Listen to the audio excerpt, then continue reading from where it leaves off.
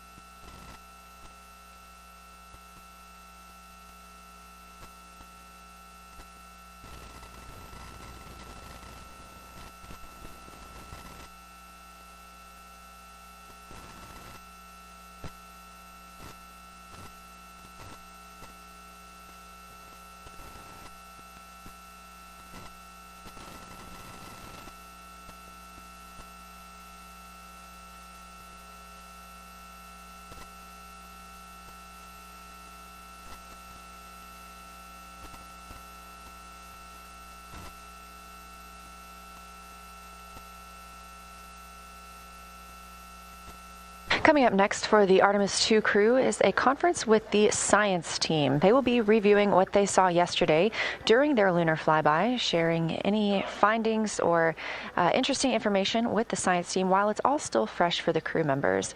Of course, they have quite a lot of audio recordings that have been downlinked to the science team, and that team has been reviewing and will continue to do so to help them understand what the crew saw and formulate new thoughts about our moon.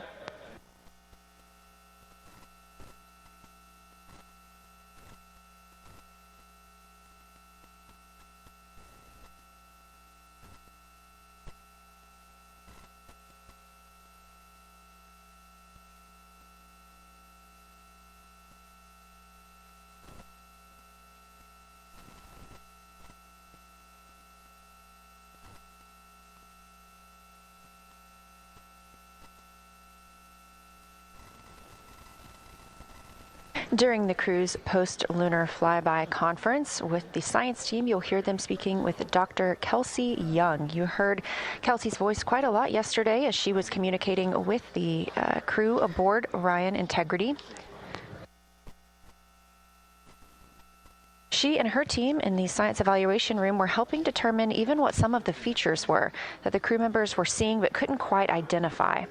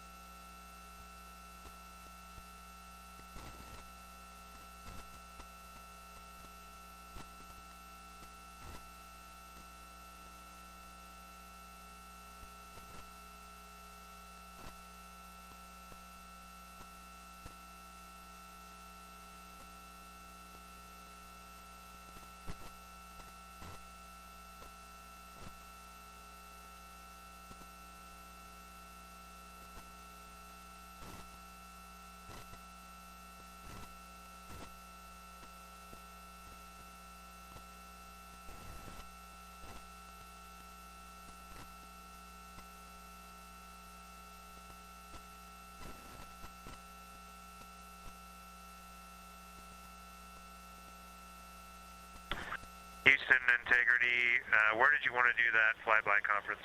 On OE1 or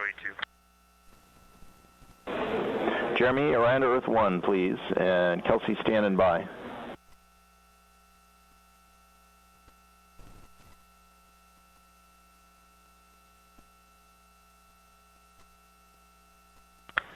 Okay, Kelsey, fire away.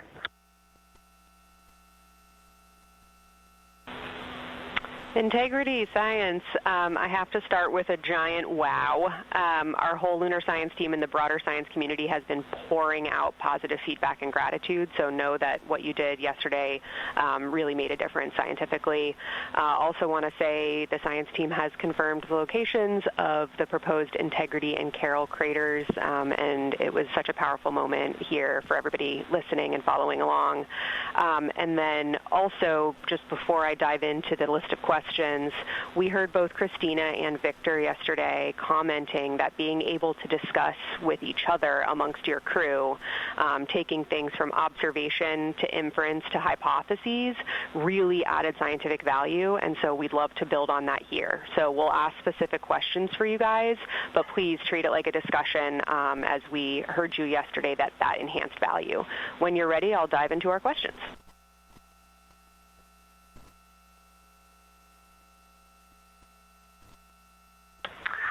Okay, Kelsey, love all those words.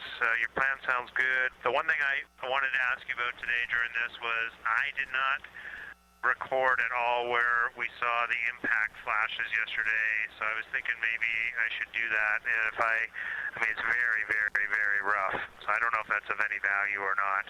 But if Reed and I can record a rough position in OneNote, do you want to get them off the PCDs, or you just get them when we land? What do you want to do with that? Can you read my mind? This was exactly the first question on our list. So I'll actually just jump right in, and I think I'll answer your question.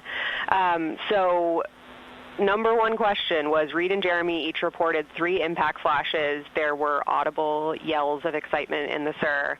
And we do not feel we have clarity on when the first 4 of those impact flashes occurred. And so we had follow-ups on, were the flashes brief or were they prolonged, and did you notice any color? And to directly answer Jeremy's question, yes, please do make an annotation on where you think you saw those, because right now the citizen science community is analyzing the data and trying to narrow down where you would have seen those.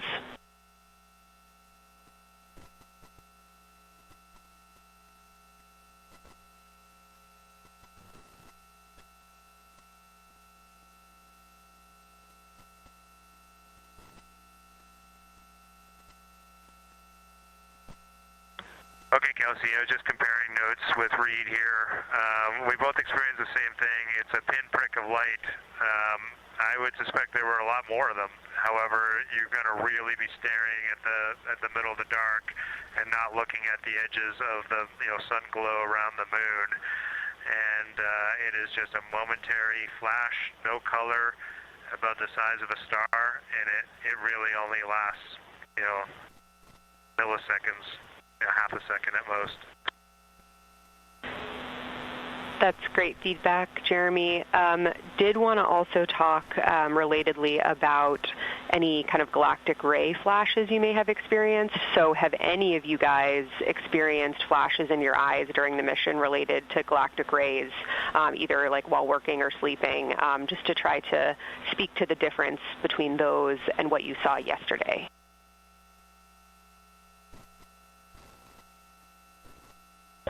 Yeah, 100% difference in those and what we saw yesterday.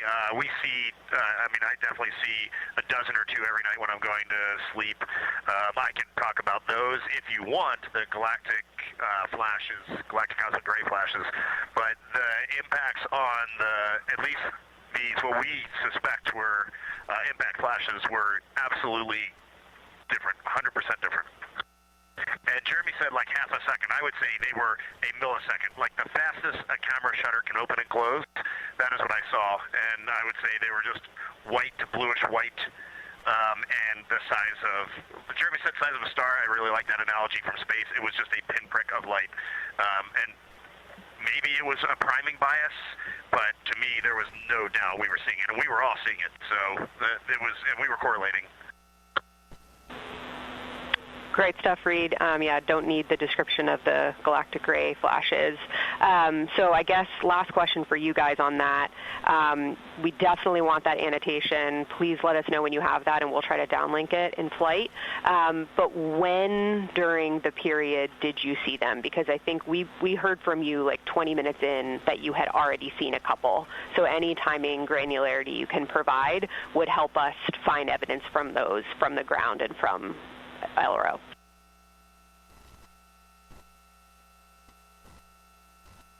Well, I mean, I think it was just whenever we were intentionally looking for impact flashes, we were looking pretty hard. The eclipse occurred, and then we had about 5 minutes of human emotional reaction to staring at that orb floating in the vastness of space. And then right after that, we were like, oh, somebody in the cabin said, let's look for impact flashes, or I see an impact flash. And then we started looking at it, and as we were looking, we all just saw, one or two or three. Mine were, Jeremy's annotating right now, and then I will annotate on his as well. I never saw any that would have been in the Earth glow side, so I do not suspect any that I saw would be able to be correlated from a Earth-based science team. Great feedback. So it sounds like when you guys reported multiple impact flashes, it could have been that you guys all saw the same ones occurring. Any guidance on how many total you saw?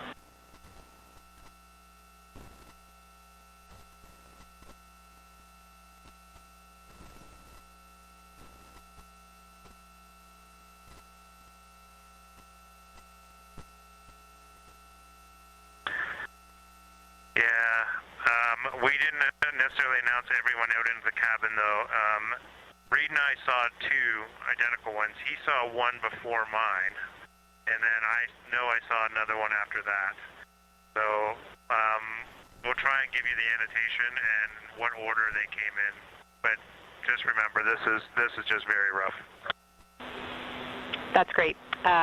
Moving on. Question for Christina and any others that observed something similar. Christina suggested there may have been possible lofted dust just prior to Earthrise. Can you describe what you saw just before the Earth popped out from behind the moon? And any other crew, did you witness anything similar to what Christina is about to describe?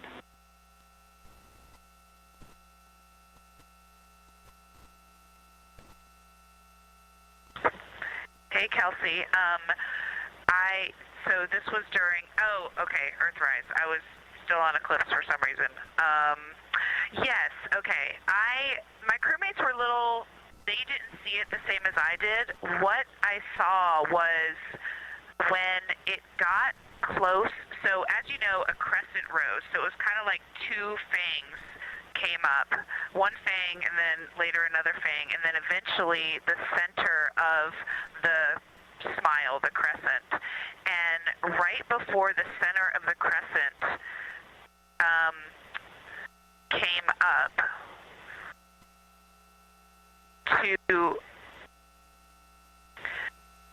right before the crescent was there was when I thought I saw something. That's a very evocative description, Christina. Thanks. You noticed it was gray. You kind of highlighted a gray color. Did it? What was the thickness of it above the surface of the moon? And anything else you can describe about what made you think it was lofted dust?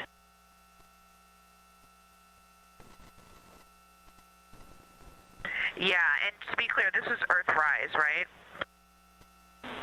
A-firm Earthrise, because it's that glow from Earth that would allow that lofted dust to become highlighted against space.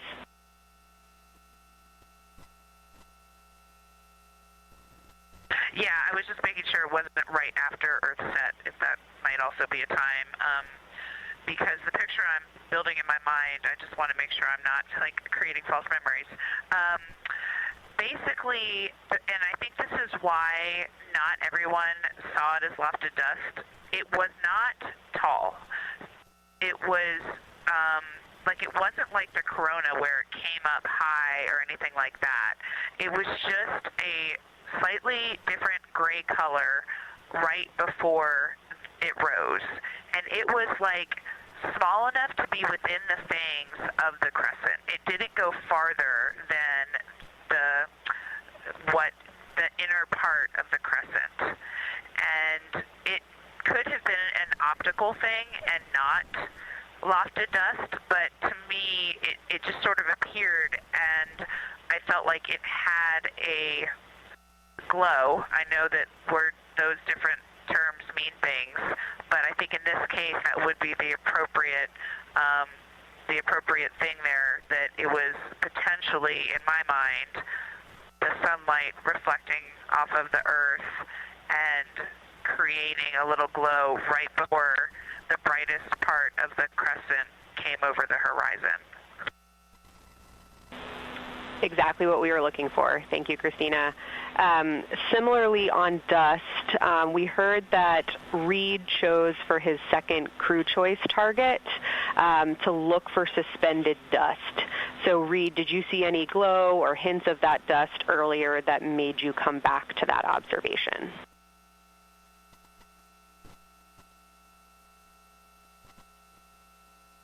Negative. Just really wanted to see some, and I saw none. Understood. Okay, for Christina and Victor, during Earth set, we heard you say that the Earth was so bright it made the moon look dark. So you all had the Earth in view during the majority of your flyby. Did you notice any time when the brightness of Earth began to change your view of the moon's brightness? And can you describe how your perception of the moon's color changed as the Earth came closer to the moon?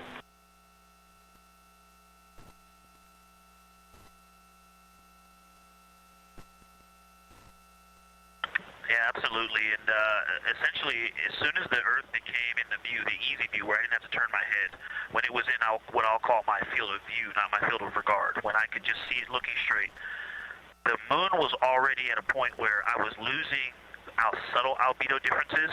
I think it's the angle of incidence. The angle, the sun to the moon didn't change much, but we moved to the side, so we were seeing a different angle, and the color was less apparent. Orion Tall had also rotated really close to the limb, so a lot of the features that I was looking at were moving away, but I think the change in lighting was due to the angle of incidence, but then when the Earth became apparent, its brightness, it was so bright. It looked out of place. The gray of the moon and the black of space kind of seemed to go together, but then more in the dull sense, but then the vividness and brightness, like the difference between an LED display and a painting, right? You can just do things with light that you can't do with paint colors. The Earth looked out of place, and it just continued to dim the albedo and color that was earlier apparent in the moon. I'm passing to Christina. You saw me nodding vigorously back here. That wasn't just my fantastic listening skills. I was nodding to make sure. Oh, we're not on video. This whole time I've been putting on a show. I was nodding, now you know, because I agreed with everything he said. I'll add a couple thoughts that popped into my mind, which was, I think I made the comment that the moon turned into a sponge of light. In my mind, before the Earth came into view, the moon actually was reflecting light, and it was lit up. As soon as the Earth got close enough to be in my field of view to take them both in at the same time, exactly what Victor said, it dulled, it turned into a sponge. It's almost like it went matte, like a matte finish. And for me, so that's brightness and albedo. It also, I would say for me, got like a browner taupe color, like almost an olivey brown, kind of like the boys' pants, not like my pants, but like these pants. And whereas before, I would have said it was more like electric gray in its grayer areas. So for me, it turned more brown, but a very matte brown. I'm going to stop there. There's one more comment I'll make about when it was very close, just in case it's interesting. Absolutely, we take that observation. The only other thing I wanted to add to that is not scientific on lunar observations, but I think that I know myself in particular, but probably we all underestimated the amount of impact of sunlight and earth glow on cabin windows, on glare on the window structure, window frame, on the heat shield tiles coming across the cabin. That was a pretty large impact, Kelsey. That stuck up to us here on the ground as well, Reed, and we were hearing the struggles that all of those different expected illumination sources provide, but unexpected in the impact that they had. Speaking of things that had an impact on observations, Victor, we heard during your sit rep when you were in the docking window that having that orange Kapton tape in your field of view affected your color observations.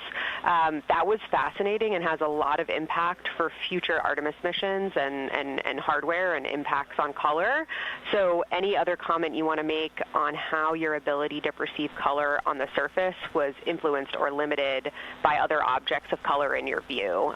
We're interested here in color rather than brightness.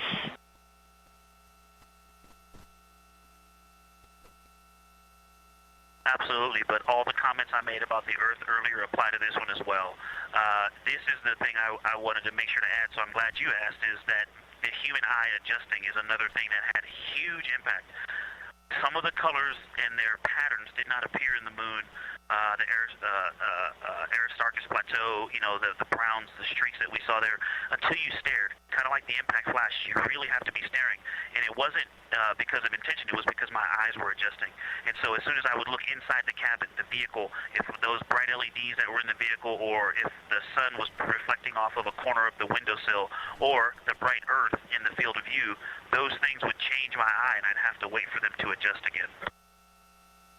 And I want to add, while Victor's talking about that, on the Kapton tape color, let me see if I can nods from my crewmates, but when we're looking at Earth, just a normal Earth lit up by the sun, I'm used to seeing these deep blue pictures of like Earth Day photos, Apollo 8 photos, but when we look out, the cloud cover is so bright, it is almost blindingly bright, and you really cannot make out significant detail in the Earth when we're at long distance on a sunlit Earth.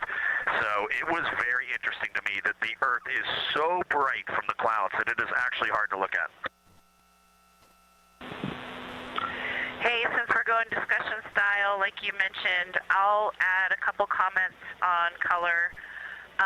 I didn't notice color changing my view, except maybe, like Victor said, I didn't realize it when I looked down at the PCD and back, because I do think there was a time scale there where you saw things a little differently if you just stared for a long time. And sometimes even staring out into the blackness to kind of reset and come back. So I think that is a note. We were very much reliant on PCDs for instruction, but that did cause our eyes to constantly refresh on those colors. I didn't notice necessarily a color difference, but just like a quality of observation, maybe like he was saying, like the details or the contrast. So it might have even been a night vision thing. Yeah, that's all I'll say on that. I did want to mention that when we were getting the really, really high amount of light into the windows, even the shrouded windows from the sun, the reflection on things behind the observer that are in the cabin was really strong on the window. So there's some high albedo things behind our heads, like there's a white bar, the abort sticker on the RHC, some other metal things, like we have some white bungees. I was trying to observe the dark side of the moon during the Earth set while the Earth was behind it, and I ended up asking Reed to give me some black t-shirts, and we covered all of that stuff so that the reflection was just less in the glass, and it worked so well. It basically made observing for impact flashes possible, whereas it wouldn't have been otherwise. So that's a good tip, and I would even recommend, like maybe as part of your stuff, if you have this in the future, like a black room, a dark room cloth or something to lay behind the observers. Finally, back on the question of moon color change during Earth set, the other thing that happened, which was kind of, I think, just more in the category of like a mirage or something, even though I recognize there's no atmosphere around the moon that would cause the same things as mirages on Earth. There was definitely an effect, like when the Earth actually set, of like when it first touched the moon, it was like your eyes didn't know what to do at that boundary, and it kind of just created a lot of light in that spot. Once it got below that tangent first touch, then it got more normal, and I was able to just see the Earth and see the moon and see their contact. That's all for me. Anybody else on this question?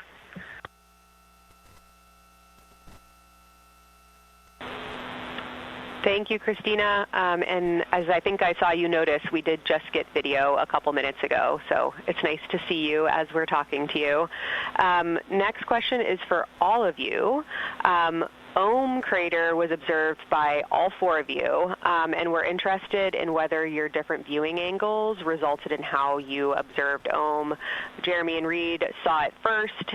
Were you able to see the ejecta rays, the central peak?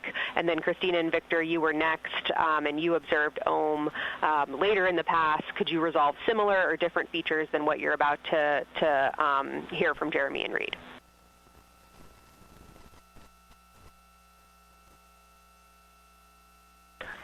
The ejecta blanket for Ohm, I mean, it definitely changed as we went around the moon, but it did not change that much. It was always there. It was always fairly apparent. What is more apparent than the ejecta is the brownish gray, darker area that makes the 12 o'clock to 3 o'clock cut of the pie shape. Like that was always very apparent, and the ejecta rays just made that contrast much more apparent. But overall, Ohm did not change drastically as we went around the moon, unlike Orion, which drastically changed as we went around the moon. And I'll keep going there. And I'm kind of going to ask Reed this question, but it was later on in the orbit that I noticed the ray of Ohm, like the primary ray of Ohm that comes out of roughly the 3 o'clock position, was on the mare. And I'm not sure if I was picking that up initially in our first observations, but definitely in the latter. Did you notice that at all? No, the near side mare, yeah. Yeah, Reed says he was noticing that the whole time. That might have been more noticeable to me later on, but that would be the only delta.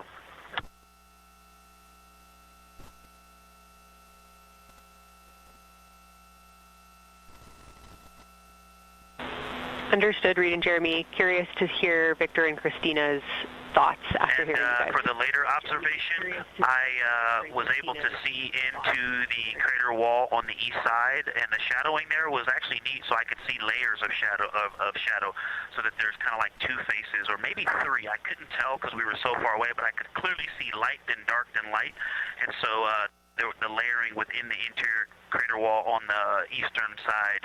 I was able to see the central area, and I actually thought I saw three distinct groupings of something, and I think that's in the recording, but again, I was so far away, and my eyes were quite tired from adjusting. I was wearing glasses and looking in at the PCD and then looking out of the window out above the glasses, and so my eyes were really getting a workout. And they've definitely been changing. That's the other thing about the eyes, too. My eyes shifted on this. I'm about to turn 50, and that just was very different than 5 years ago.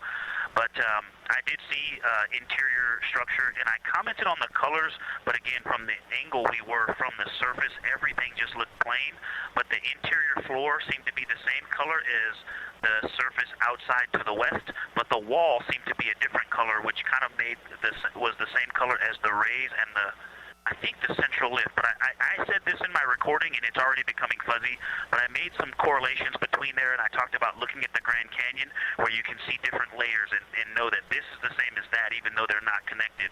I think the interior, the floor, and the wall maybe had different color or albedo, and I don't remember which one I said in the recording.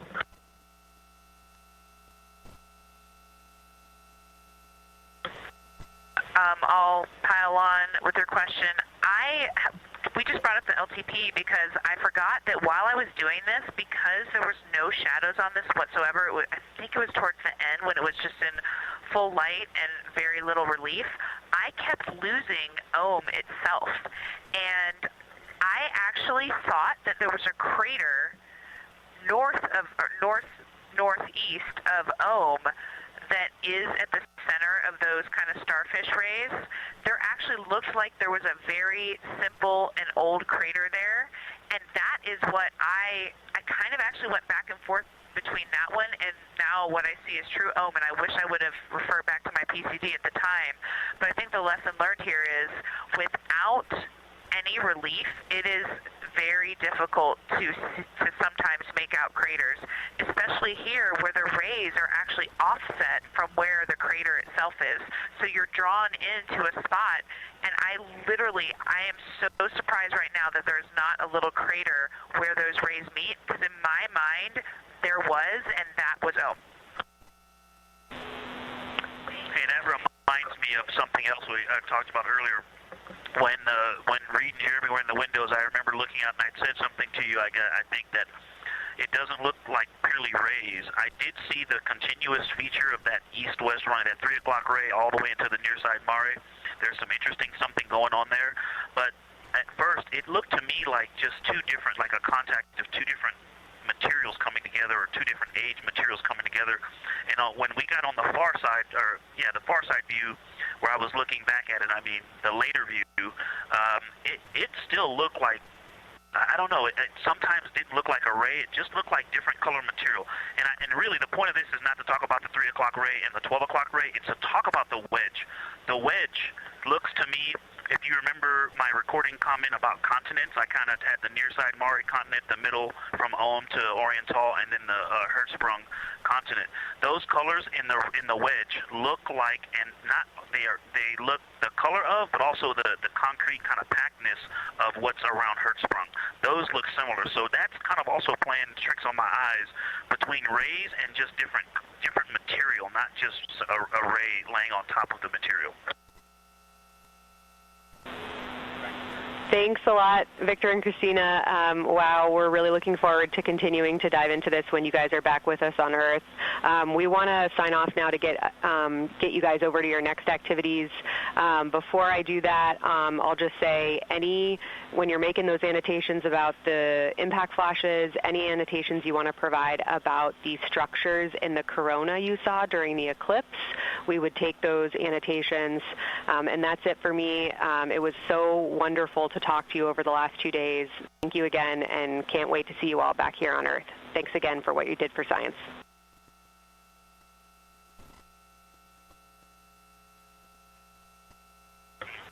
You guys did an extraordinary job of preparing us. We really appreciate you. Can't wait to talk more about this. This was too short. For the sunset recording, if you're looking for that, it's on PCD3, and the file name is recording, open bracket, 13, close bracket. Copy all, Integrity. Science is over and out.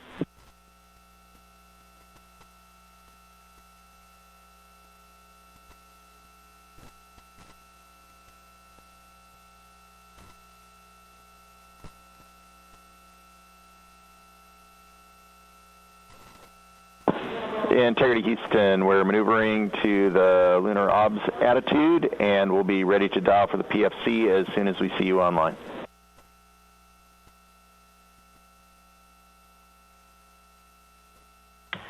We copy, and can you say window for science pictures? We're a little PCD limited. Checking. Christina, window 2.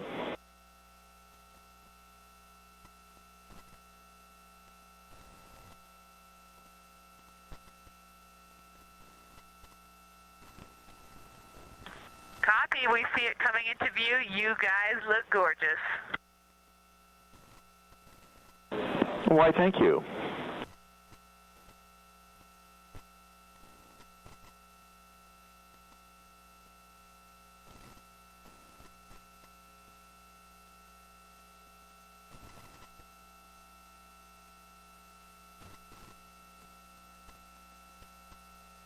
This is Artemis Mission Control. You just heard Dr. Kelsey Young, Artemis Science Flight Operations Lead, speaking with the crew aboard the Integrity spacecraft, Orion.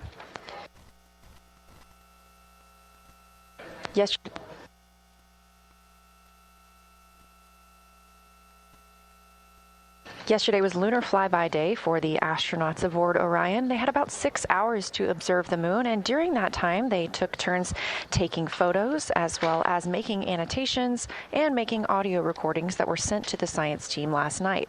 Of course, if you got to watch, the astronauts were also calling down information real time of what they were seeing while orbiting the moon.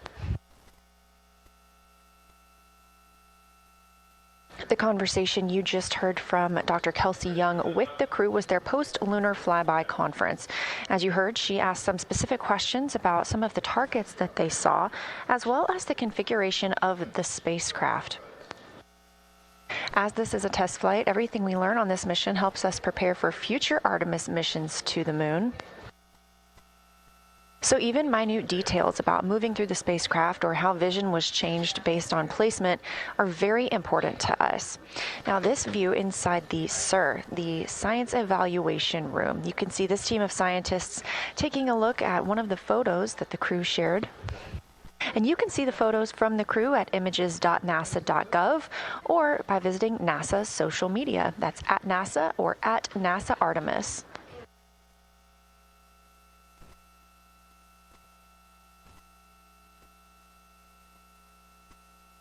During the flyby yesterday, the crew became some of the first humans to see portions of the moon that had never been seen before by human eyes.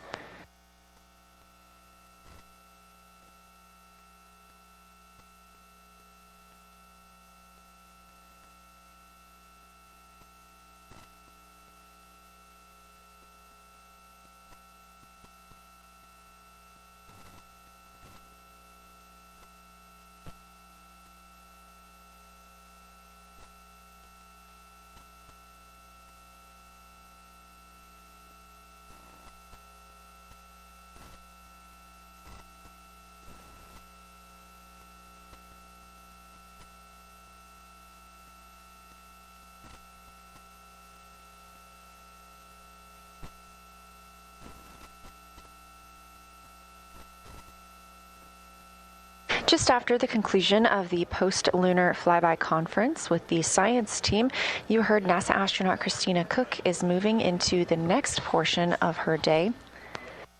That would be opportunistic science imaging. She's going to be taking some pictures of the Earth from outside the windows of Orion.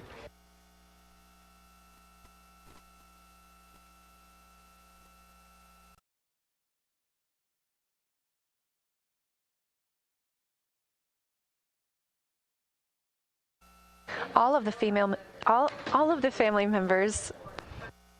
Artemis II members will also get a chance to speak with their families today in private family conferences. Additionally, we are targeting the RTC-1 burn this evening. We're looking at about 7:03 p.m. Central Time. The RTC-1 burn stands for Return Trajectory Correction. Our trajectory was determined when we completed the translunar injection burn. So these trajectory correction burns are fine-tuned burns that allow us to just further refine our flight path on the way home.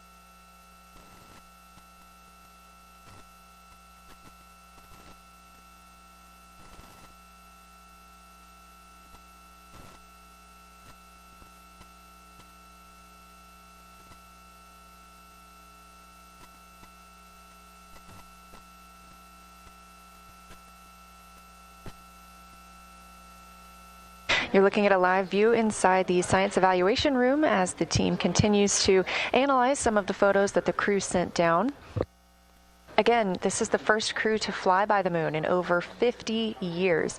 So some of the photos they took will be of areas that had never before been seen by human eyes. This was determined by our launch date, which was April 1st. The crew additionally became the first people to see a solar eclipse from the other side of the moon.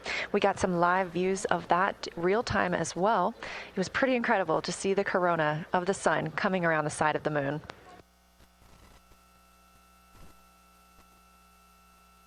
If you haven't seen some of those images yet, please do visit nasa.gov. We're now a mission elapsed time of 5 days, 21 hours, and 2 minutes into the flight of Artemis II, the first flight of humans aboard the Orion spacecraft. Orion is now 230,896 miles away from Earth, but continuing to grow closer. 44,464 miles away from the moon and continuing to grow farther. You can track these stats at any time by visiting nasa.gov/trackartemis.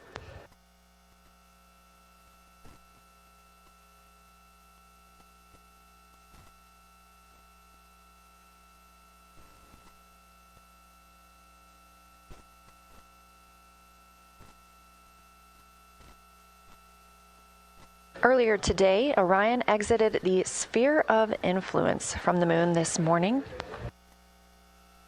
That means the gravitational pull of the moon is now no longer pulling on the spacecraft, and that they are more pulled by the gravitational pull of the Earth. Again, we're targeting splashdown in about 3 days, 4 hours, and 14 minutes in the Pacific Ocean. Our coverage remains live 24/7, all the way until... The moon gets small quick when you're leaving it. Wow. Moon and Earth are just about the same size. We saw the Earth for a minute. Now Christina's looking at the moon. Pretty awesome. We copy. Thanks for the report.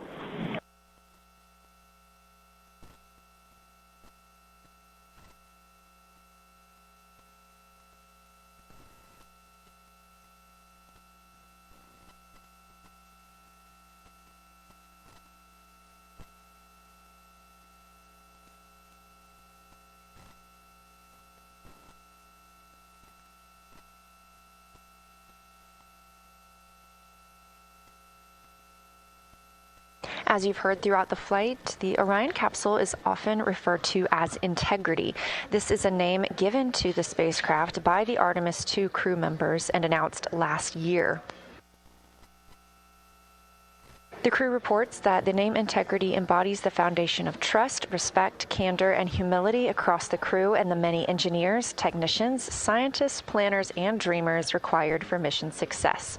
And that this name is also a nod to the extensive integrated effort from the more than 300,000 spacecraft components to the thousands of people across the world that must come together to venture to the moon and back, inspire the world, and set the course for a long-term presence at the moon.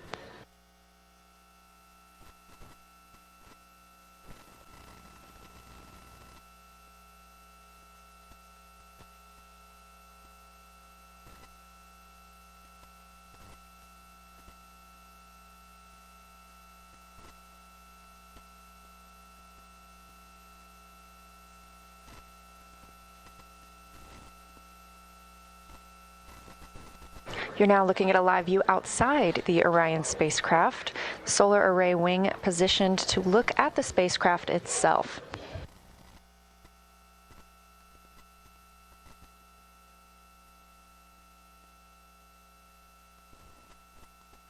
The command module of Orion, that shiny part, is approximately 330 cubic feet habitable volume. So the interior living space for the crew is about the size of 2 minivans. And that's about 60% more cubic volume than the crew members had during the Apollo missions.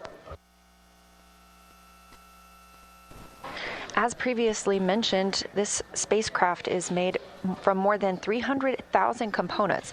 And to be specific, 355,056 individual parts compose this vehicle.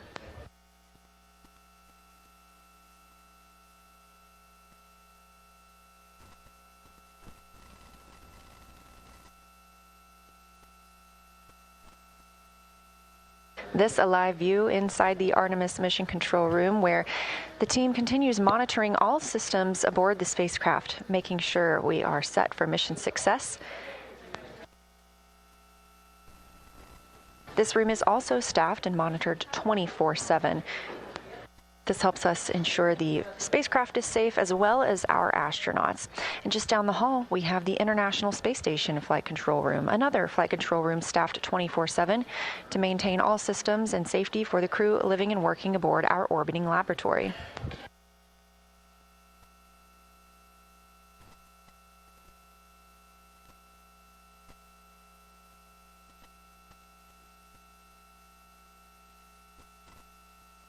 Because the crew did have such a busy day yesterday for flyby, we anticipate hearing from them a little less today as they have some downtime.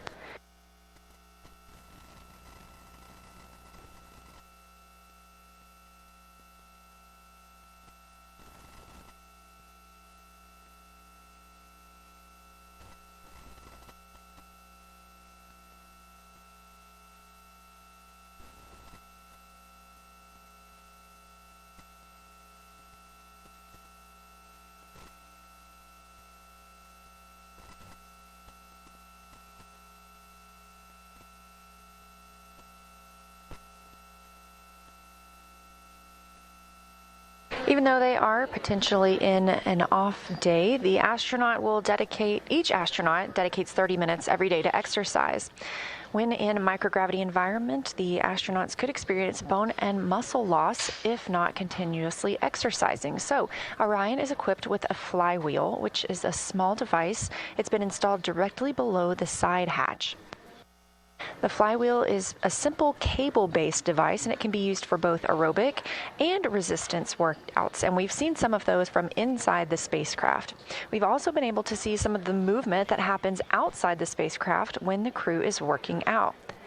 So during exercise, the crew or the ground team can park the solar arrays and prevent any loads being imparted on them that might damage them.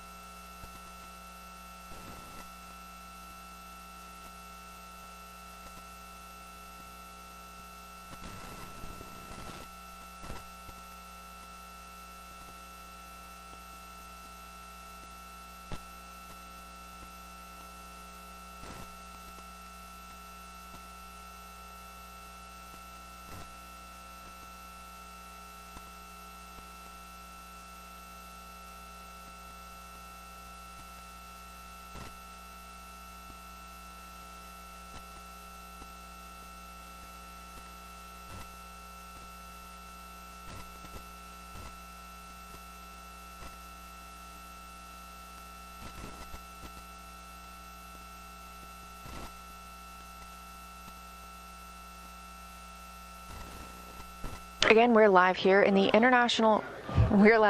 Artemis Flight Control Room. 5 days, 21 hours, and 15 minutes into the Artemis II mission. This is the flight day 7.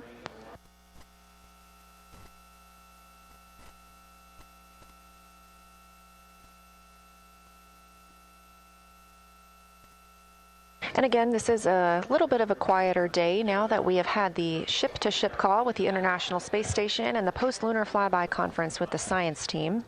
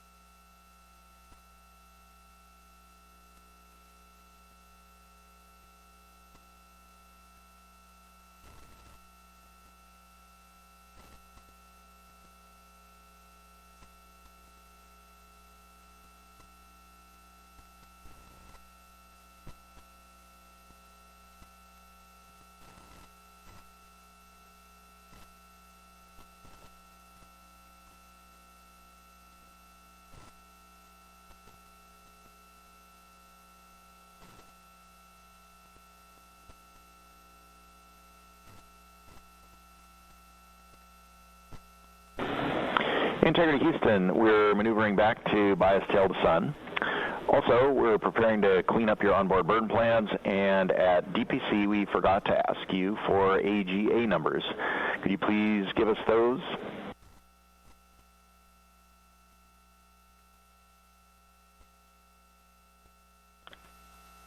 Okay, Stan. AJ just came on, as you heard. Give us 5 minutes. We'll give you a reading, and we copy the other remarks. All good? Roger.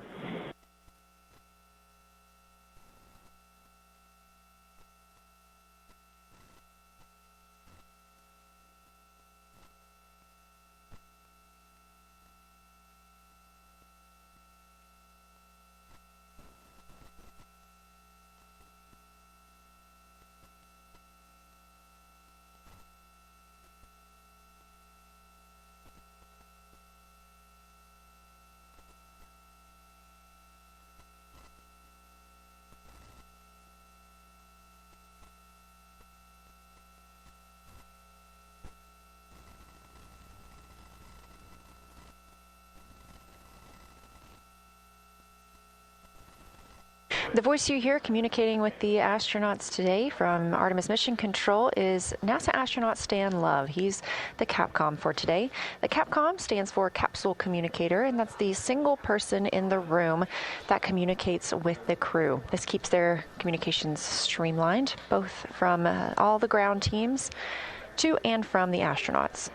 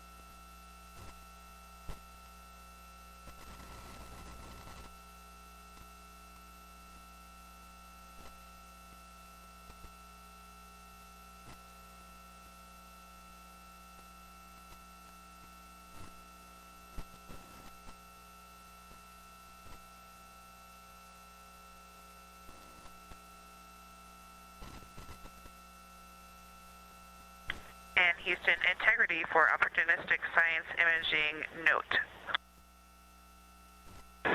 We're listening.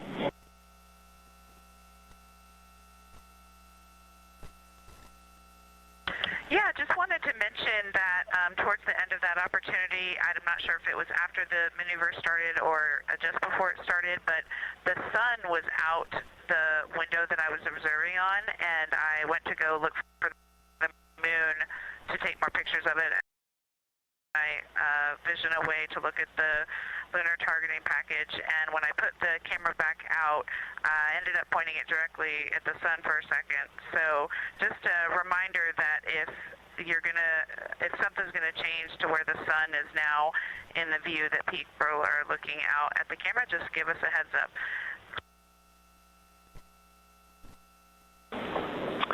We will do that. Thanks for that information. On another topic, your new state vector is on board.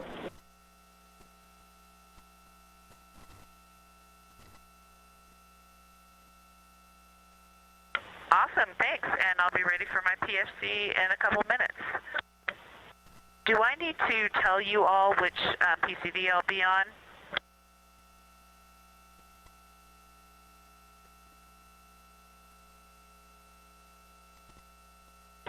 And Christina, no, we don't need to know which PCD you're on.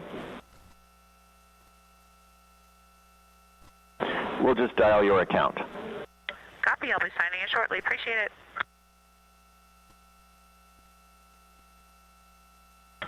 Okay, got it. Thank you.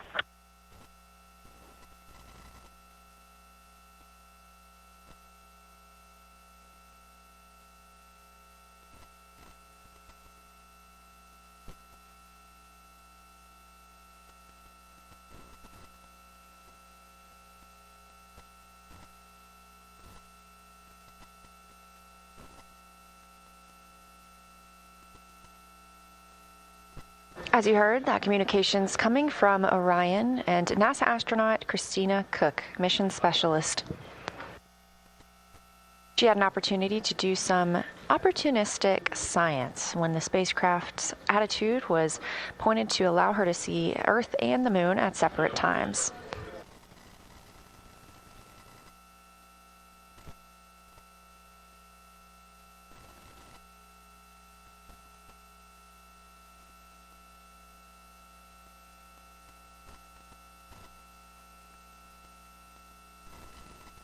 You also heard Christina calling about her PFC, that stands for Private Family Conference. All of the crew members are getting some time to talk with their families today.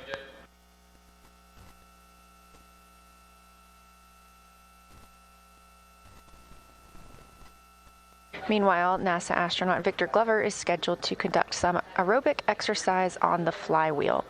Teams here are sending commands to park the solar arrays in safe harbor. That prevents any loads being imparted on them while the crew is exercising.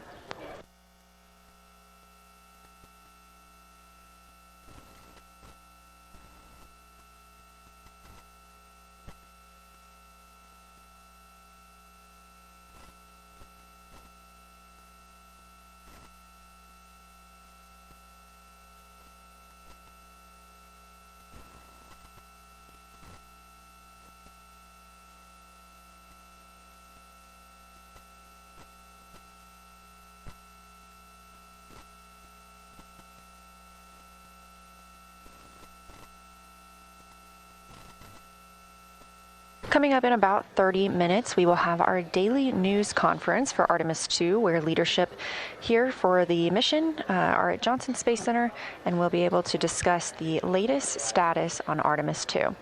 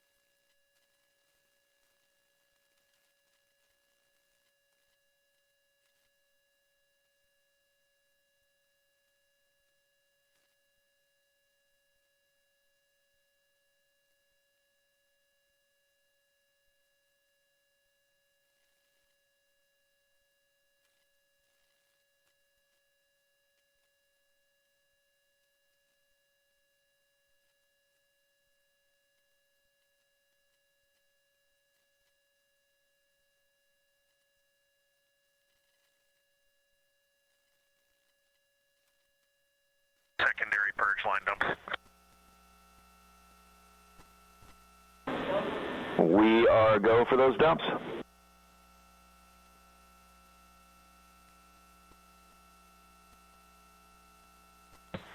Can you remind me again, Stan, when we have to stand down from them today?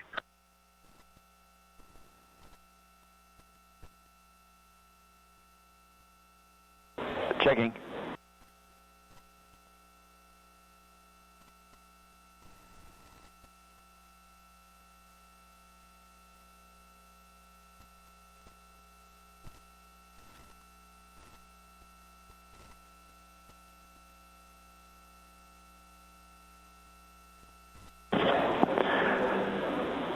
And Reed, we'd like you to stand down from CCU dumps between MET 3 hours and MET 5 hours 30 minutes, except for the scheduled dump on Victor's timeline at 3:10.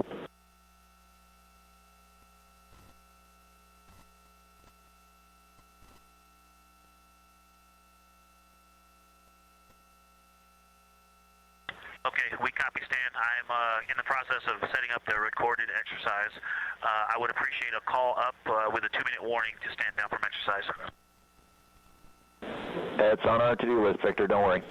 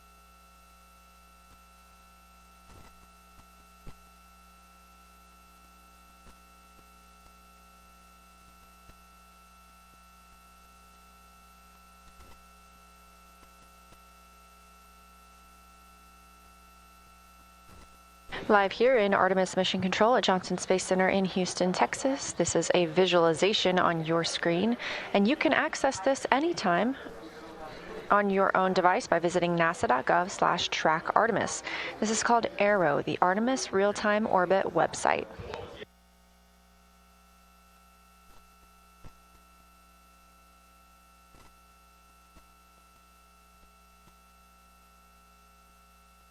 We're about 40,000 miles farther away from the moon than we were this time yesterday during our lunar flyby. And if you have not seen some of the pictures coming down, please do check out NASA social media. They are absolutely phenomenal.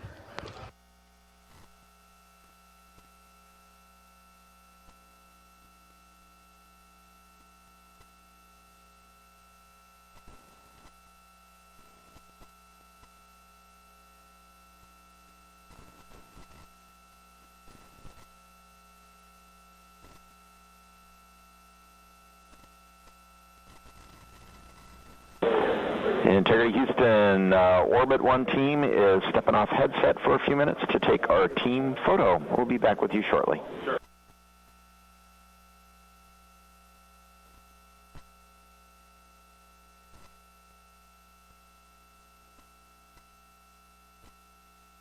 Sounds great, Stan. Enjoy that. And savor that moment. Please savor that moment. What an exceptional time. Will do, sir. Those communications coming from Capcom and NASA astronaut Stan Love to the crew aboard Orion. The Orbit 1 team is monitoring the consoles here at Mission Control Houston, led currently by NASA Flight Director Jeff Radigan. The team's going to take a brief team photo. This is the team that has served this shift for the entire mission and has been training together for a significant amount of time now. All of these flight controllers are the ones keeping the systems and the crew safe aboard the Orion spacecraft for the Artemis II mission. Additionally, we have the Orbit 2 and 3 team with the same tasks, and they'll be taking their own photos.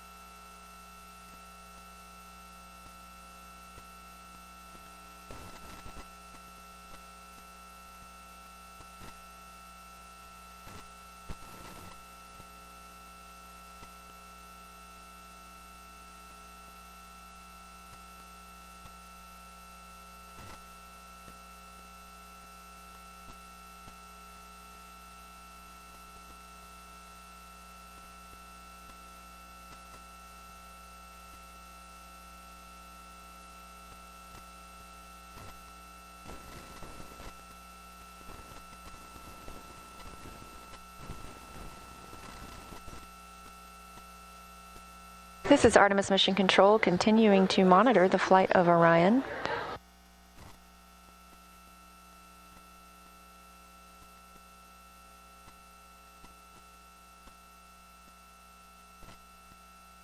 We are now 5 days, 21 hours, and 36 minutes into the Artemis II mission, the first flight of humans aboard Orion.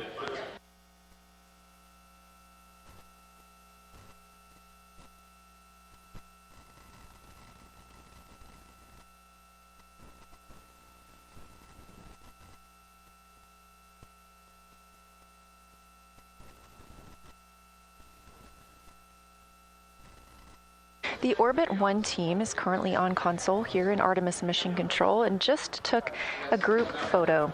We are on flight day 7 of this 10-day mission, with Orion targeted to splash down about 3 days, 3 hours, and 40 minutes from now.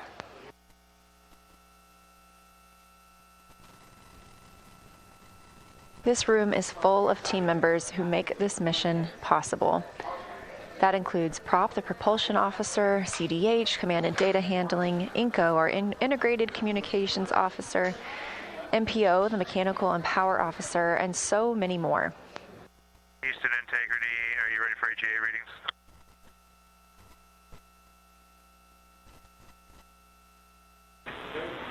Yes, Jeremy, we're ready to take those AGA readings. And Houston, there's no rush if you're still taking the photo. Just going to give you AGA readings whenever you want them.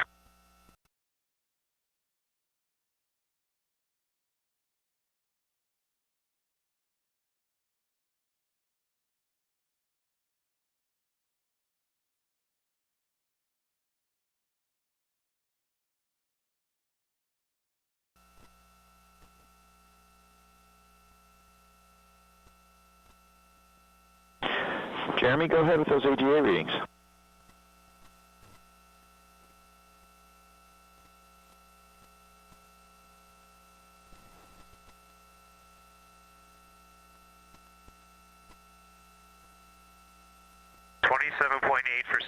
For O2 and CO2 is 1.5. Copy numbers. Do you have temperature and pressure?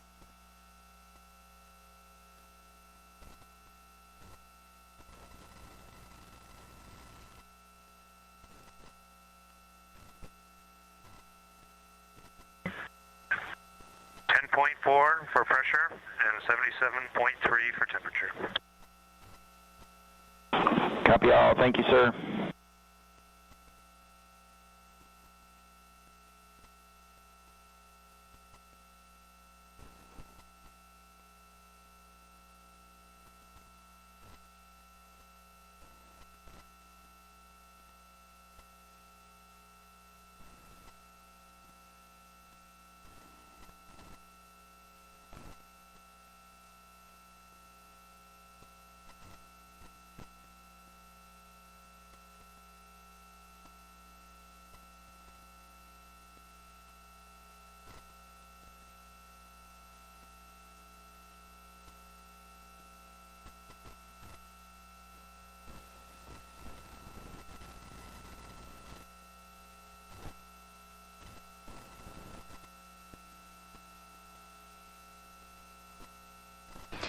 And you just heard Canadian Space Agency astronaut Jeremy Hansen calling down some AGA readings. The AGA is the Anomaly Gas Analyzer, and this is powered on before exercise. It takes about 5 minutes before they can give readings, and they want those readings once they start exercise and afterward. This is the first flight of humans aboard the spacecraft, and therefore the first flight of our ECLIS system, the Environmental Control and Life Support System. So these readings help the team on the ground understand what gases are in the cabin, as well as temperature. You just heard it's about 77 degrees Fahrenheit aboard Orion.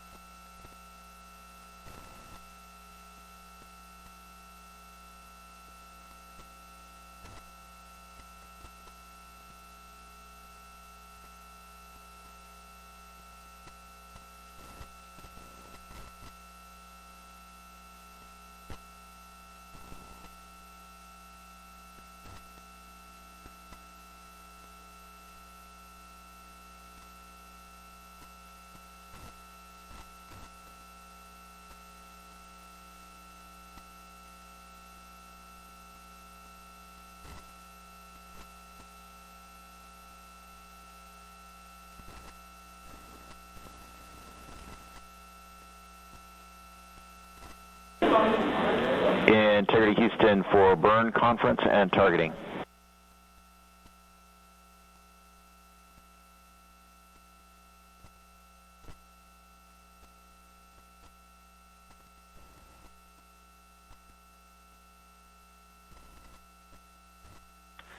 Go ahead, Stan.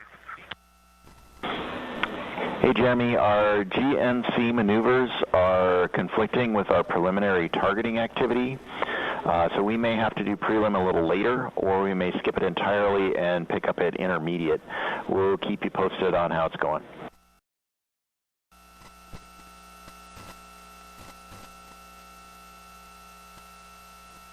Okay, copy that. And then when, just cue me up on when the latest trajectory information is on board for targeting. Do we have the latest burn plan on board? Jeremy, we do not have the latest on board yet. That's one of the things that we're trying to catch up with. So the burn conference scheduled before preliminary targeting is definitely canceled. Again, we'll call you when we have updates.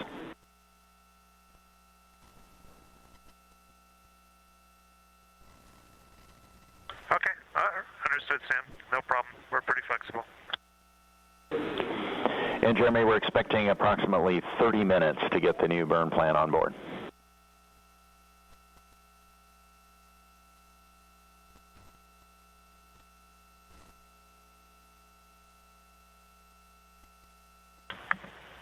Okay, understood, Sam.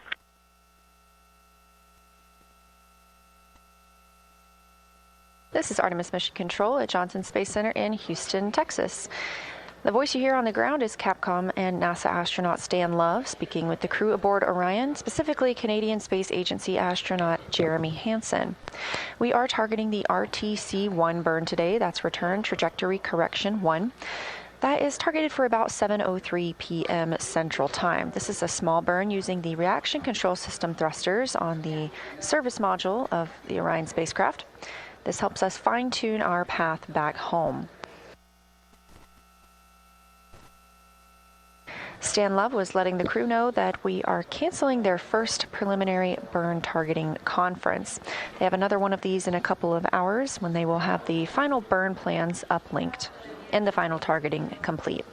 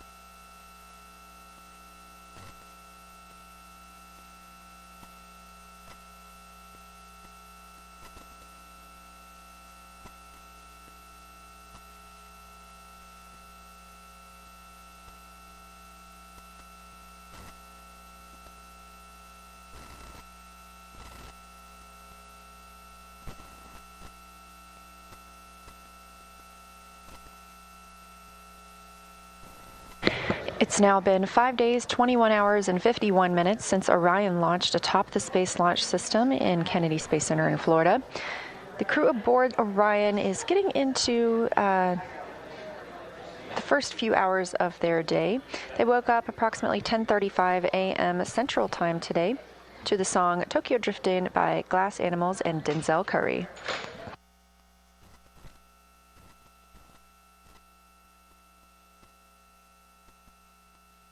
There are a few more open blocks of time on the crew's schedule today, as they had an extremely busy day yesterday with lunar flyby. Right now, pilot Victor Glover is exercising And Christina Cook is enjoying her private family conference. You heard her call down just prior to that she was ready for her PFC, and that's what that stands for. All of the crew members are getting a chance to talk to their families today.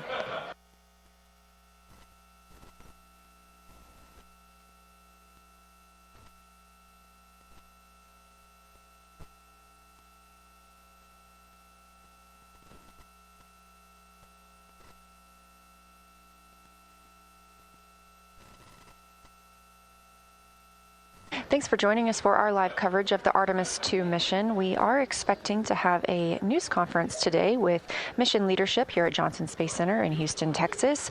We are expecting that news conference to start around 3:45, and I assume you're watching this on NASA's YouTube stream, and if so, if you're interested in watching the press conference, you don't need to change the channel or change your stream. We will be airing that right here. We also have a secondary stream with raw audio and video, and you can find that also on NASA's YouTube.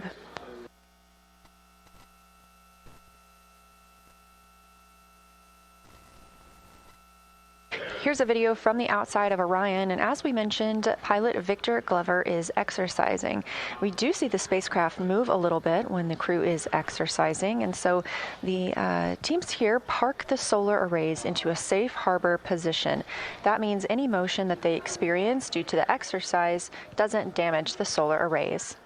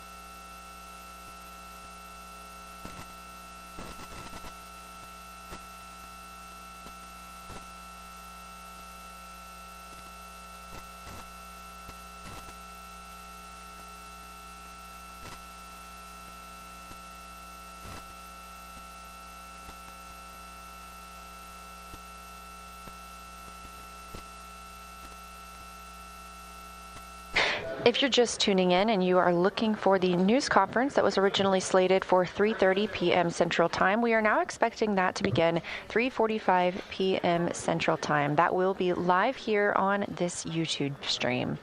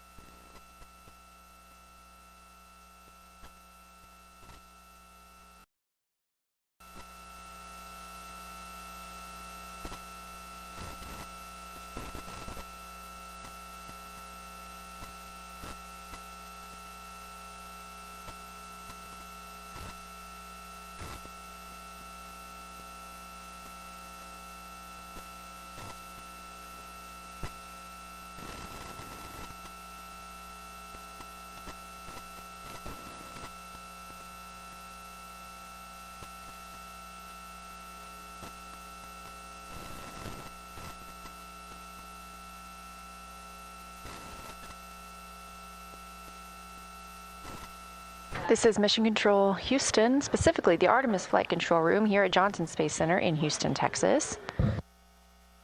This is a live view from a camera mounted on one of Orion's solar array wings.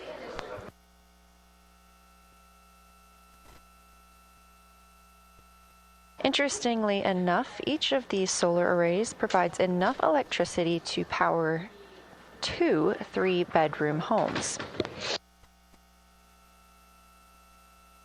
This camera looking back on the European service module as Victor Glover, pilot of the Artemis II mission, conducts his exercise for today. That's why you are seeing some movement on your screen.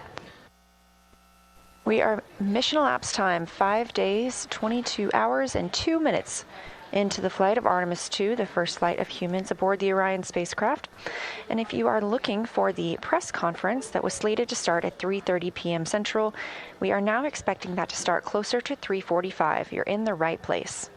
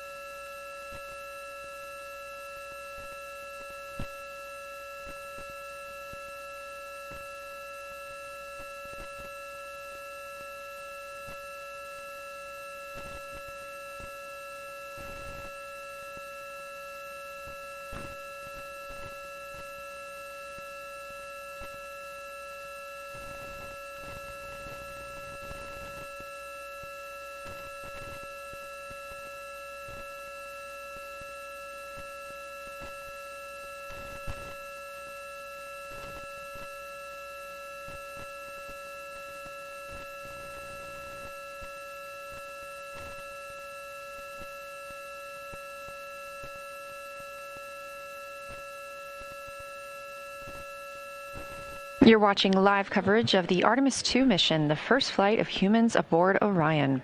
This is a view coming from outside the Orion spacecraft on one of the solar array wings, pointed back at the spacecraft. And as we mentioned, you see some movement because NASA astronaut Victor Glover is in his exercise period for the day.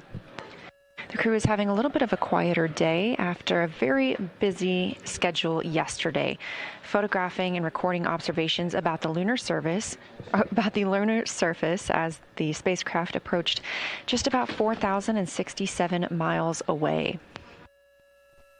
Our distance to Earth continues to shrink now as we are preparing for splashdown on April 10th.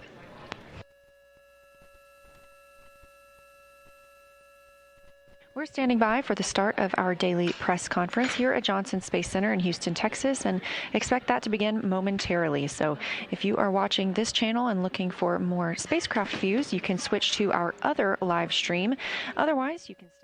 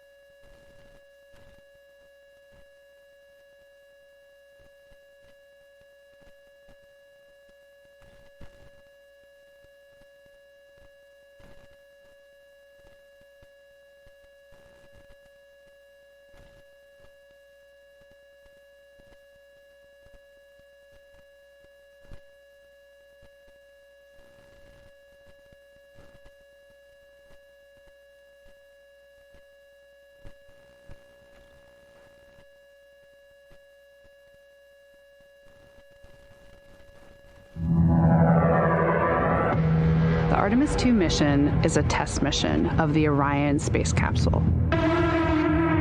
Artemis II will be the first time we put humans on this rocket. We're going back to the moon because it's the next step in our journey to Mars. We were always going to the moon. Pushing ourselves to explore is just core to who we are. That's a part of being a human. And liftoff. We shall return. Continuing to test out every bit of Orion. Coming back to Earth, 7 miles a second. When humanity sets big goals, we can bring together genius from around the world. You have the best people on planet Earth putting this vehicle together. That's what's up. To innovate for the benefit of humanity and to inspire the world through discovery. And here we go.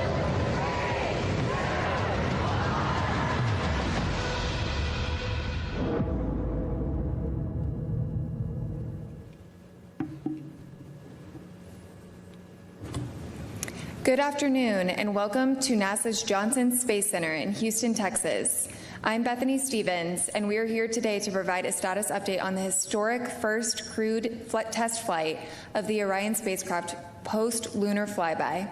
On our panel today, we have NASA Administrator Jared Isaacman, Dr. Lori Glaze, head of Artemis, Rick Hinfling, Artemis II Flight Director, Kelsey Young, Artemis II Lunar Science Lead. We'll start with opening remarks from each of the briefers before opening it for questions in the room and on the phone bridge. If you're on the phone, press star 1 to submit your question. When called upon, please state your name, affiliation, and to whom you'd like to direct your question. With that, I will hand the floor to Administrator Isaacman for his remarks. Thanks, Bethany. It's been an exciting Artemis II mission so far, and a very eventful 24 hours as the crew surpassed the Apollo 13 distance record, 252,756 miles from Earth. They relayed observations from the lunar surface. They've captured some incredible imagery. They performed a ship-to-ship call with their colleagues on the International Space Station. They performed additional manual piloting of the Orion spacecraft.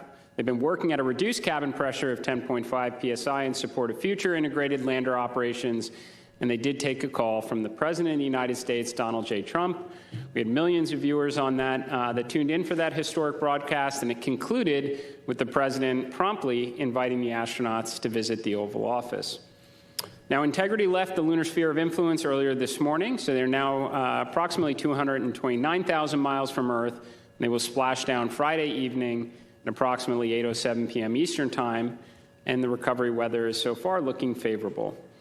Now, you can see some of the spectacular images the crew have captured here on our screens. There we go. Now, this is the first time humans have documented some parts of the far side of the moon. Now, these images will be publicly available on NASA's website, our digital platforms, and the White House actually released the now iconic EarthSat photo from earlier today.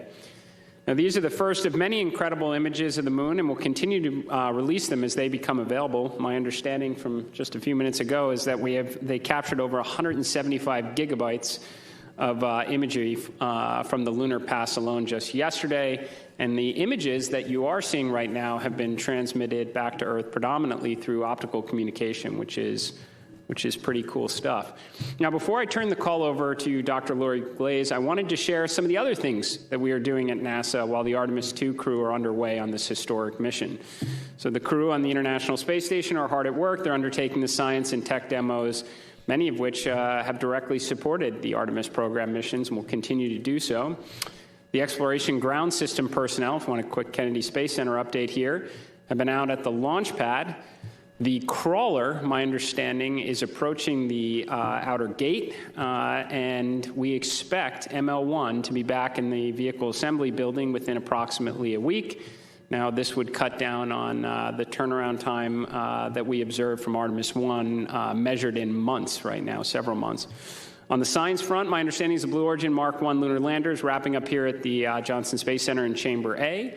Nancy Grace Roman Space Telescope testing is progressing, so much so that we feel reasonably confident we're going to announce a target launch date this year sometime in the next 2 weeks. In aeronautics, we've been flying the X-59 almost daily while the Artemis II mission has been underway. So we work to rebuild our X-plane portfolio. The first senior-level Artemis III mission design discussion today. Teams are working with vendors on moon-based RFIs and RFPs, and we are advancing the Skyfall scientific payload for the first interplanetary nuclear-powered spacecraft, SR-1 Freedom. I think the most important point we're trying to make here is we can launch history-making missions like Artemis II, start making meaningful progress towards Artemis III, and do all the other important programs the world's been waiting for from NASA. And with that, I'll turn it over to Dr. Glaze. Thank you, Jared. I just have to say, wow, when I look at all of those images that were scrolling by. I hope all of you are as inspired as I am. I know as they continue to be downloaded, they're just absolutely stunning, and we really hope that they are inspiring truly everyone in the world. As the crew surpassed their record for the farthest distance, as Jared just mentioned, when they traveled on the far side of the moon, they offered some compelling words, and I love this. They said they challenged this generation and the next to make sure that this record is not long-lived, and I love that because we have big plans to go not just back to the moon on a regular basis, but beyond. And then, of course, while it's been really exciting here the last couple of days, as we've been watching all of the activity in Orion, we still have to ensure that Reed, Victor, Christina, and Jeremy return home safely on Friday evening. So we're pretty focused on that now, making sure that they get home safely. I will just say a couple of things about yesterday's operations. Really provided a great opportunity to test how our flight and our science teams are working together in real time with the crews at the moon. And in fact, from my perspective, one of my favorite things about watching all of the amazing data that was flowing down yesterday is thinking about how so much of NASA is working together in order to enable all of what you're seeing. This is your 2-minute warning. Please stop exercise within 2 minutes for the off-nav maneuver. All right, better stop exercising. But as I was saying, what's really great to see everybody working together. So I think about our exploration programs that are supporting our transportation systems like Orion, working with our flight operations and our flight directors, all of the ground teams that are supporting, including the science team supported by the Science Mission Directorate, thinking about our crew that are actually performing the work, and then the payloads that have been provided that they're using. So everything that you're looking at isn't just it's not just the pretty pictures, it's a huge chunk of NASA working together to enable that. All of this information that we're gathering is really going to help refine how we plan our future missions to the lunar surface. I'll just say that our flight operations team continues to fly Orion and put it through its paces as the crew and the spacecraft make their way home. And the mission isn't over yet. We do continue to learn from how our spacecraft and our crew are operating together in space. We continue with several of the science activities that are focused on the crew health and life in space. So still a lot of things going on, and with that I'm going to pass it over to Rick so he can share some of the operational details. Thank you, Lori. The administrator touched on a few of the operations that the crew's been up to recently, but I'll fill in a few of the other details of interest. Since we last met Sunday evening, the crew performed the first orbital trajectory correction maneuver, outbound trajectory correction maneuver number 3. It was 10.4 feet per second.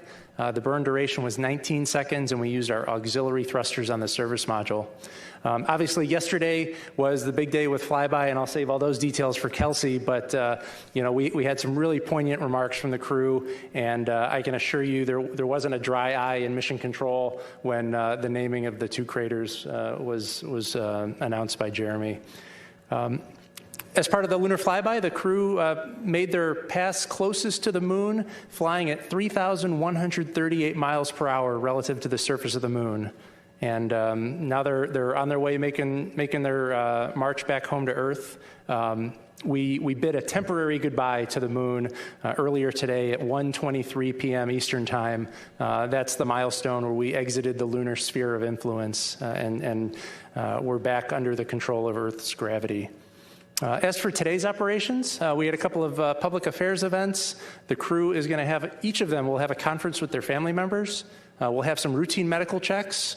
And then in the evening, we're going to perform the first return trajectory correction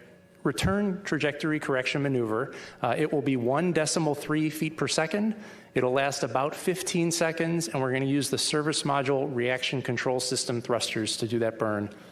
We expect that burn to occur about 9 p.m. Eastern Time.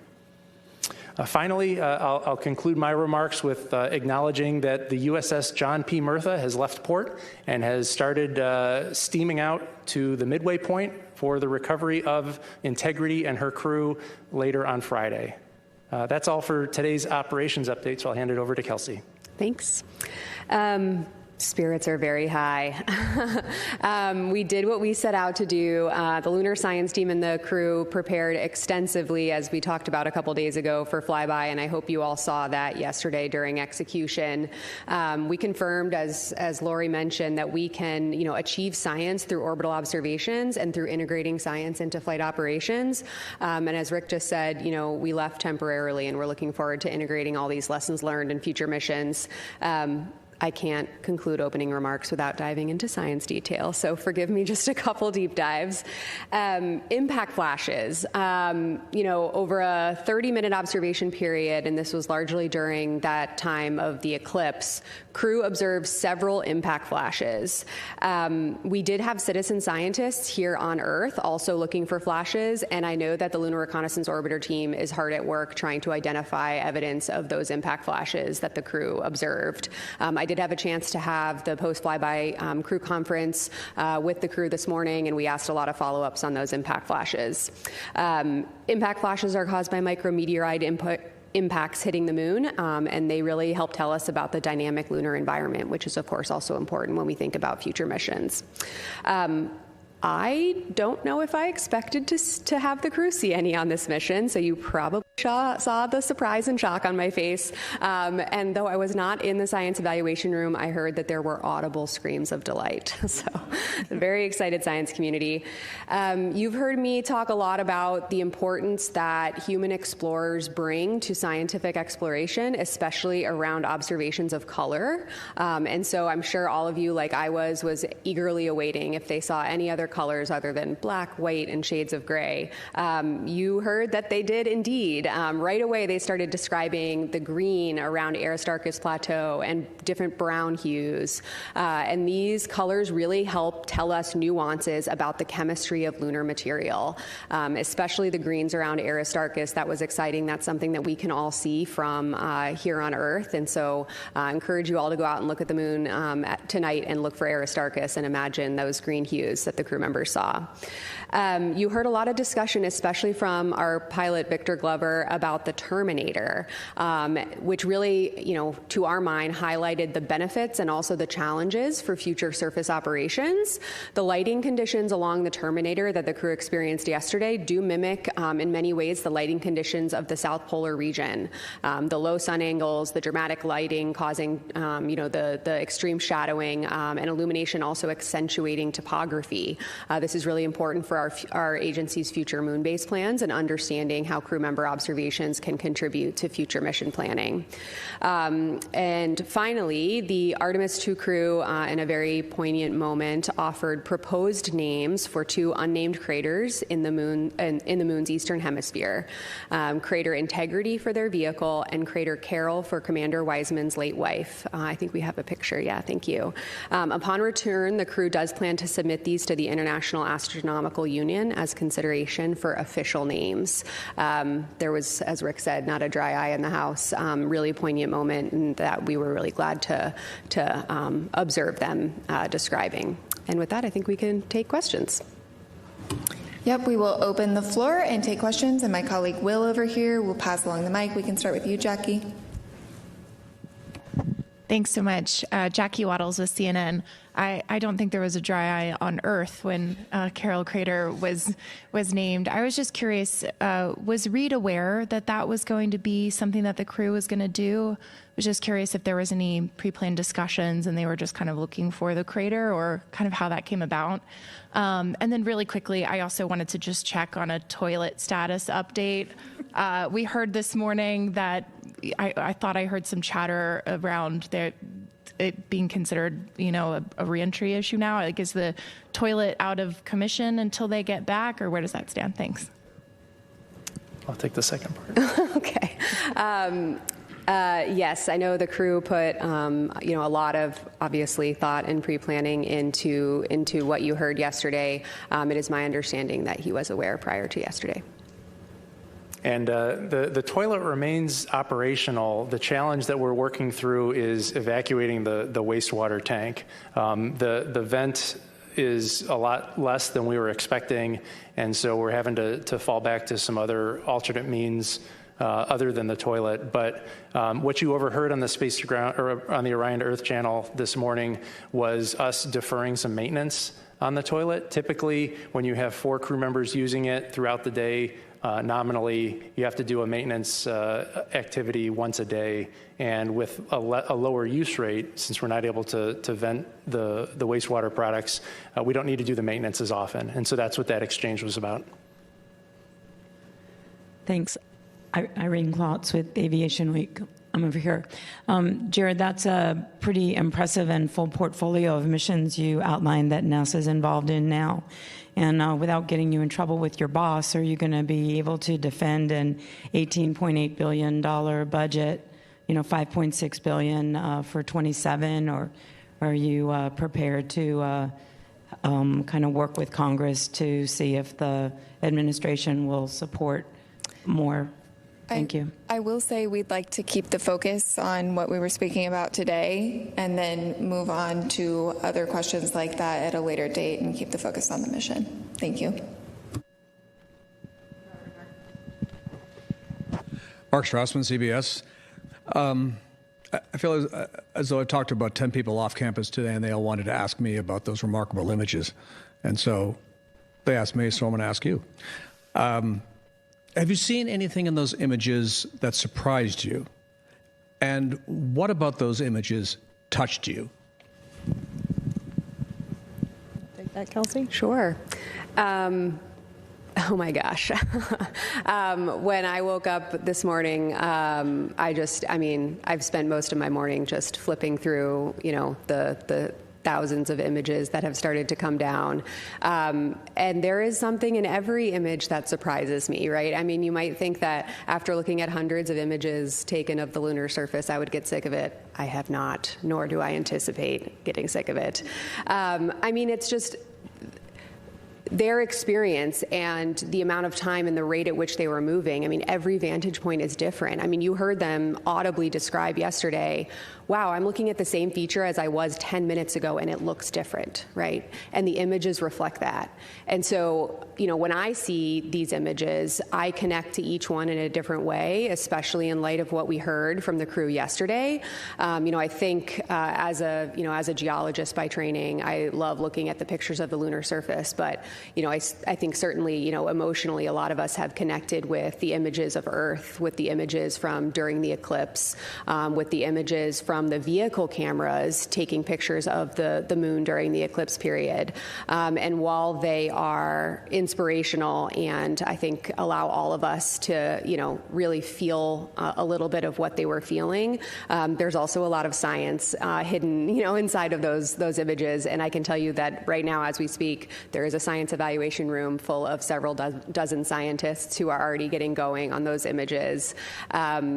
Just as one example, there was a healthy scientific debate this morning about some of those images taken during the eclipse period and what we can see of the solar corona and what we can see of zodiacal light. So the conversations and the science lessons learned are just beginning. Hi, TJ Mascaro with the Epoch Times. Thanks so much for taking the time. For Jared, as we saw with Artemis II going around the moon and having that very characteristic blackout of when they go around the moon, how much longer are missions to the moon going to have that as we develop a moon base? And where do, say, communication satellites in lunar orbit land on the priority list?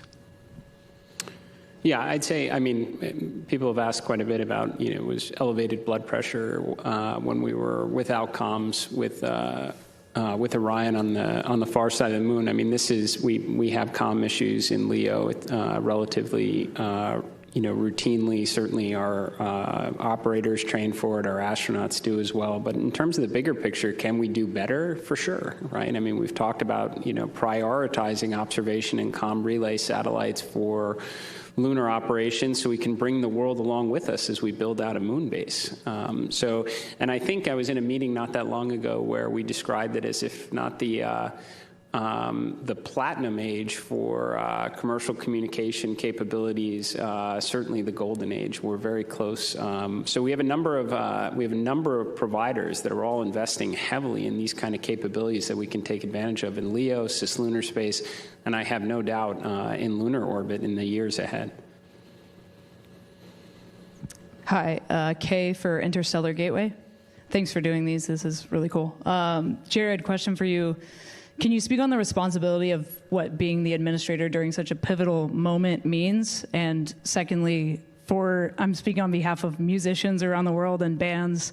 I have a band called Chasing Satellites, and will there be potentially an opportunity to submit music for a future Artemis mission for the wake-up calls? That was really cool to be a part of and to watch as a musician. Certainly. So I think I've described before that I thought that certainly felt a lot more pressure, being on the outside and responsible for a human spaceflight mission than being in the vehicle itself, especially a mission such as Artemis II, which kicks off so many other exciting ones to follow as, we return to the moon and build that enduring presence to learn so that we can undertake even grander missions, as Dr. Glaze referenced, beyond the moon in the future. So I think it is a great responsibility, but you derive confidence from all the expertise that exists within NASA, the workforce, our commercial, our international partners that come together for a moment like this, all the testing that goes into it, and the fact that we have this playbook before and we're running it. Now, in terms of contributions for music and future wake-up music for subsequent missions, I hope we're running so many missions to and from the moon in the future that we're going to have to cast a very wide net for creative content. So.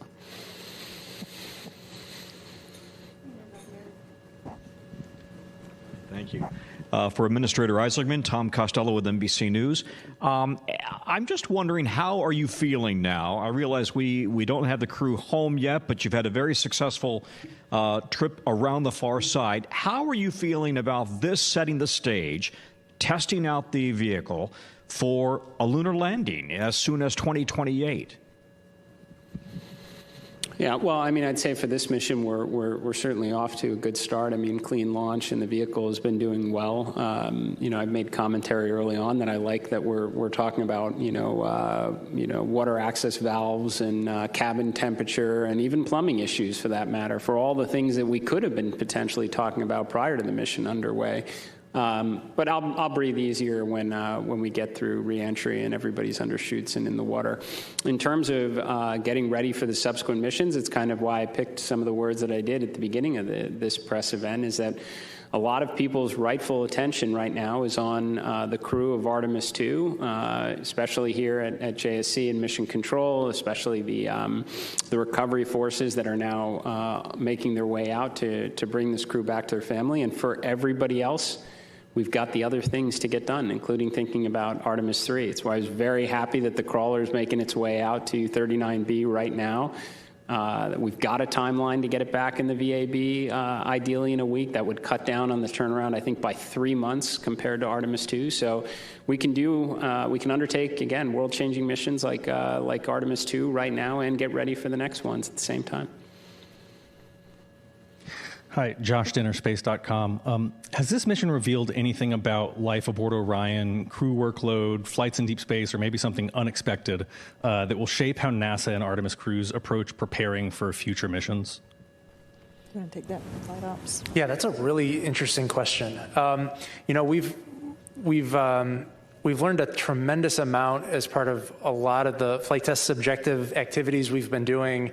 I think we have a couple of problems that we still need to work out, but Orion has shown itself to be a very capable capsule for beyond Earth orbit space travel. And I think the things like, as the administrator talked about, the things that we're going to have to improve upon for Artemis III are relatively small and incremental in nature, as opposed to wholesale redesigns of spacecraft subsystems. So overall, I'm extremely pleased with the performance of the spacecraft and how it's served as a campsite for our 4 crew members. We'll go from Marcia to Eric and then do a couple on the phone bridge. I'm Marcia Dunn, Associated Press for Dr. Young. It's hard for me to know how quickly these pictures are coming down. How many would you estimate that have come down so far of the moon? And these luminous flashes on the surface, was that an actual meteor shower, do you think, or is it just your usual business of falling debris? Yeah, so the team, the FOD team, is working really hard to bring down the images as fast as they can. Of course, we also have other vehicle data that needs to come down as well. But the team is working really hard to try to get those images down and of course, get them out to you guys as well. As of the time I left Console roughly an hour ago, there was just over 50 gigabytes of data from yesterday that had come down. Of course, every image does not exactly have the moon in it, but it is taken from within the lunar observation period. So we're working really hard to get those down, as well as the audio files that the crew were taking. That's a really rich scientific data set because it captures the nuance of what the crew were seeing. We heard a few of those per hour in those science situational reports you were hearing yesterday, but there are multiple hours of recordings of meaty science observations, about 2/3 of which we've been able to get down so far, and our team has already been looking at that, those couple hours of transcripts and audio files. As for the impact flashes, yeah, absolutely. I mean, we think they saw at least 4 and possibly up to 6 impact flashes. Again, I talked to them about that just this morning in the crew conference with them. I think, it's very early to tell, right? This happened less than 24 hours ago. Our teams are looking at it now, and spacecraft like the Lunar Reconnaissance Orbiter will be really helpful to try to help us narrow in on that. But the lunar environment is a dynamic place, and we have a lot to learn about it. LRO has returned a lot of information about the lunar environment, but observations like this are a critical part of our understanding, which will pay dividends for future surface exploration. Eric. Eric Berger, Ars Technica. There's a question maybe for Jared. So why haven't we been back to the moon in 53 minutes? I'm just kidding. So you brought up the Artemis III mission design. Can you bring up or talk about the 2 or 3 hardest problems that you're tackling? You talked about the mission design meeting today, but the 2 or 3 hardest problems you're tackling right now to make sure that launches next year.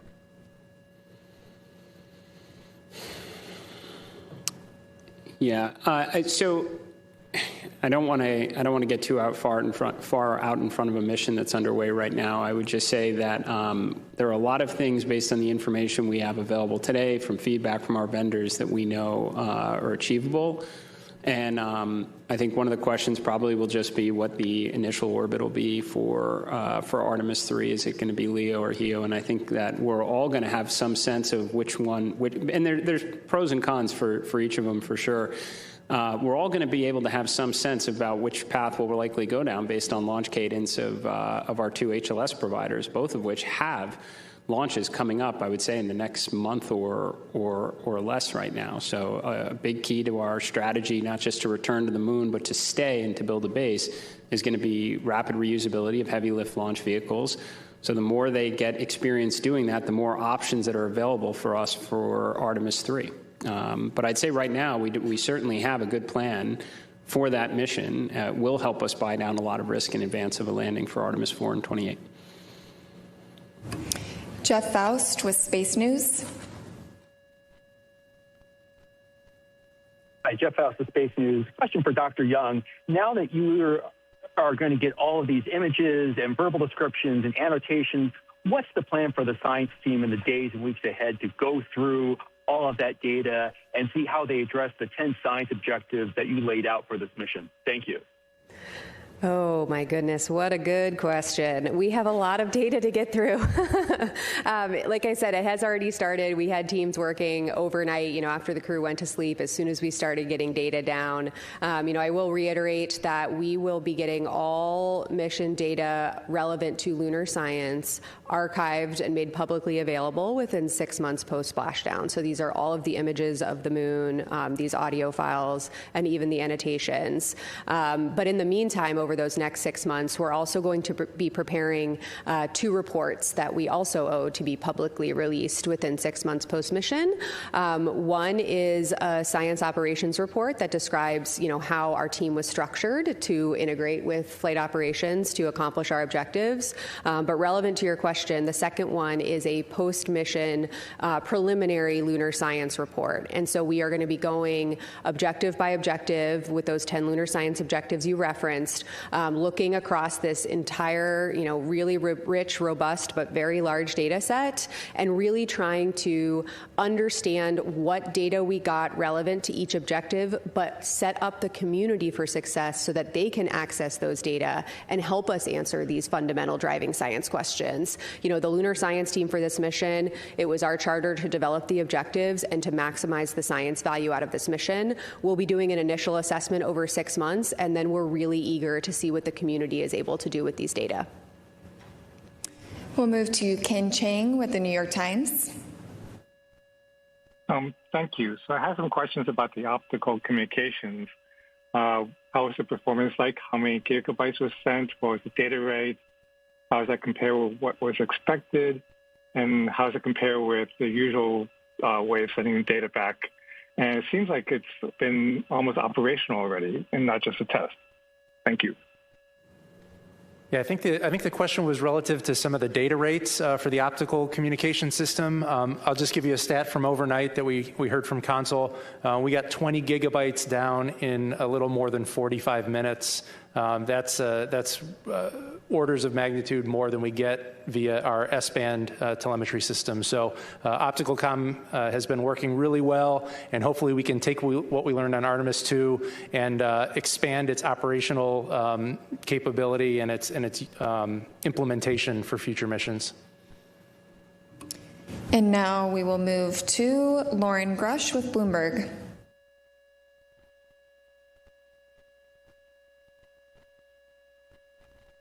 Out to me yesterday was just the vivid descriptions that the crew used for what they were seeing and how they remained in kind of constant contact and talkative throughout the flyby.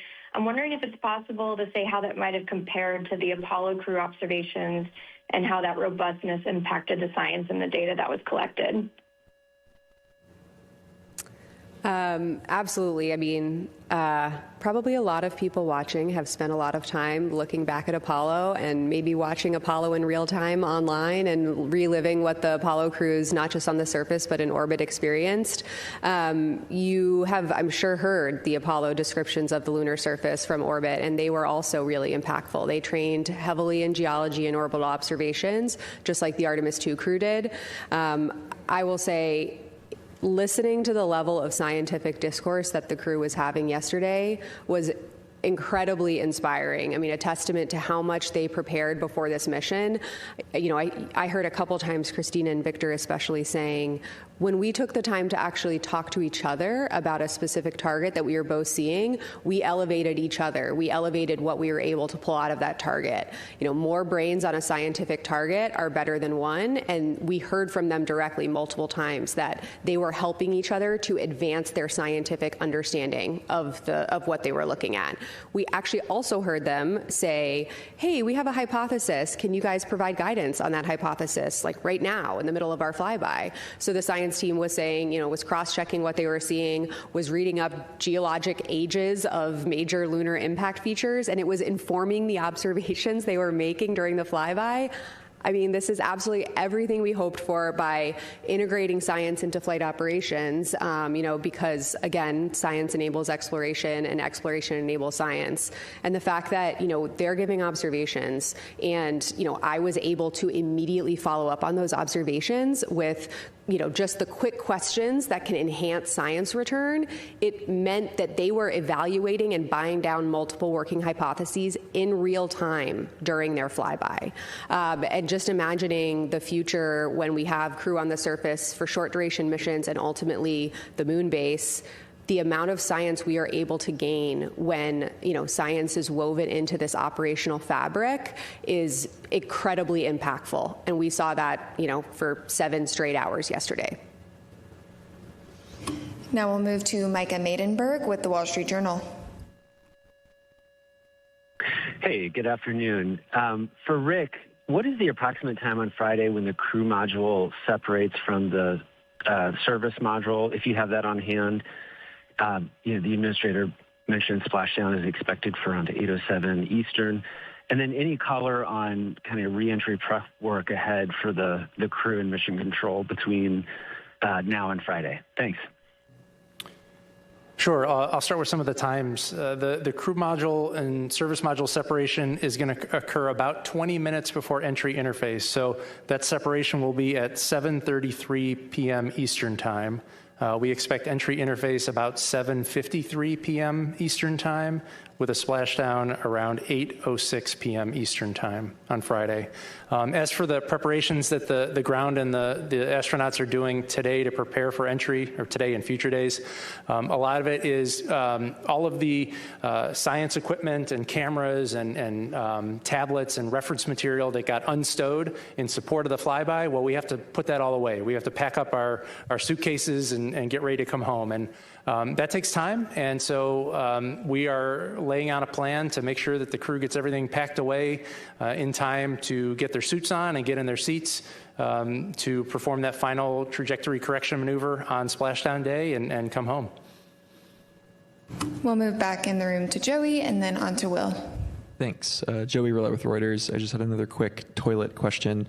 Do you have any idea as to why the venting is not happening as fast as you hope it is, and what other hardware on the spacecraft might that implicate, or what other problems might that cause? Yeah, so the engineering team is going to go through a full fault tree to identify all of the potential causes of the blockage. Initially, you may have recalled that we thought it might be icing up at the nozzle at the outer mold line of the spacecraft. We have pretty high confidence that it's not an icing condition. We've put the spacecraft in a sun-focused attitude to bake off any ice. We've activated heaters along the lines internal to the spacecraft, and we still see a blockage. And so the latest theory is related to some of the chemistry that goes into ensuring that the wastewater doesn't develop any biofilms. And there may be something going on with a chemical reaction where there's some debris that's generated as part of that reaction, and it's getting clogged in a filter. But again, we don't have root cause, and once we get the spacecraft back into the processing facility in Florida, we'll be able to get access to all the components and do a real detailed fault tree to identify the root cause. Hi, Will Robinson-Smith with Spaceflight Now. Thank you all for taking the time. Going back to Dr. Young's point about the intersection of science and exploration, to both Dr. Young and to Dr. Glaze, given the number of believed to be impact flashes that the crew observed during just a relatively brief amount of time, I wonder how these observations and the ones made previously by LRO will factor into creating the conditions for a moon base that can allow the astronauts to stay safe, given the probability that they may experience a micrometeoroid impact at that site. Thank you. Want to say anything? Well, I do think that the data that we're collecting with these observations, and as you noted, the LRO data that we're continuously collecting, we have been for quite a while, all of that is being fed into our plans and making sure that we understand what all of the variety of risks are. There's many that we're looking at, and of course micrometeorites being one, as we start to establish infrastructure on the surface and understanding those rates. These kind of data really help inform us as far as what we can anticipate. And of course, the different parts of the moon, down at the South Pole, maybe a little slightly different rates than we would see higher up at higher latitudes. So we need to compile all of those data and understand where, what those impacts might be. Hi, Nick Notori with ABC 13. A question about the scientific stuff that you found yesterday. I know the question was asked about what was inspirational. I talked to Joel Kearns yesterday, and he had told me, I'm just looking at his quote, as a scientist, I can tell you what's most inspirational is when you're pouring through something you're working on and you realize you're seeing something that nobody else has ever seen before. I know you talked about the impact flashes, but is there anything else that no one else has seen before that you guys have already saw? And then also explain to us on Earth that maybe this is high level over our heads, how what was photographed or taken yesterday could maybe give us some answers on our planet of Earth. Thank you. Yeah, lovely questions.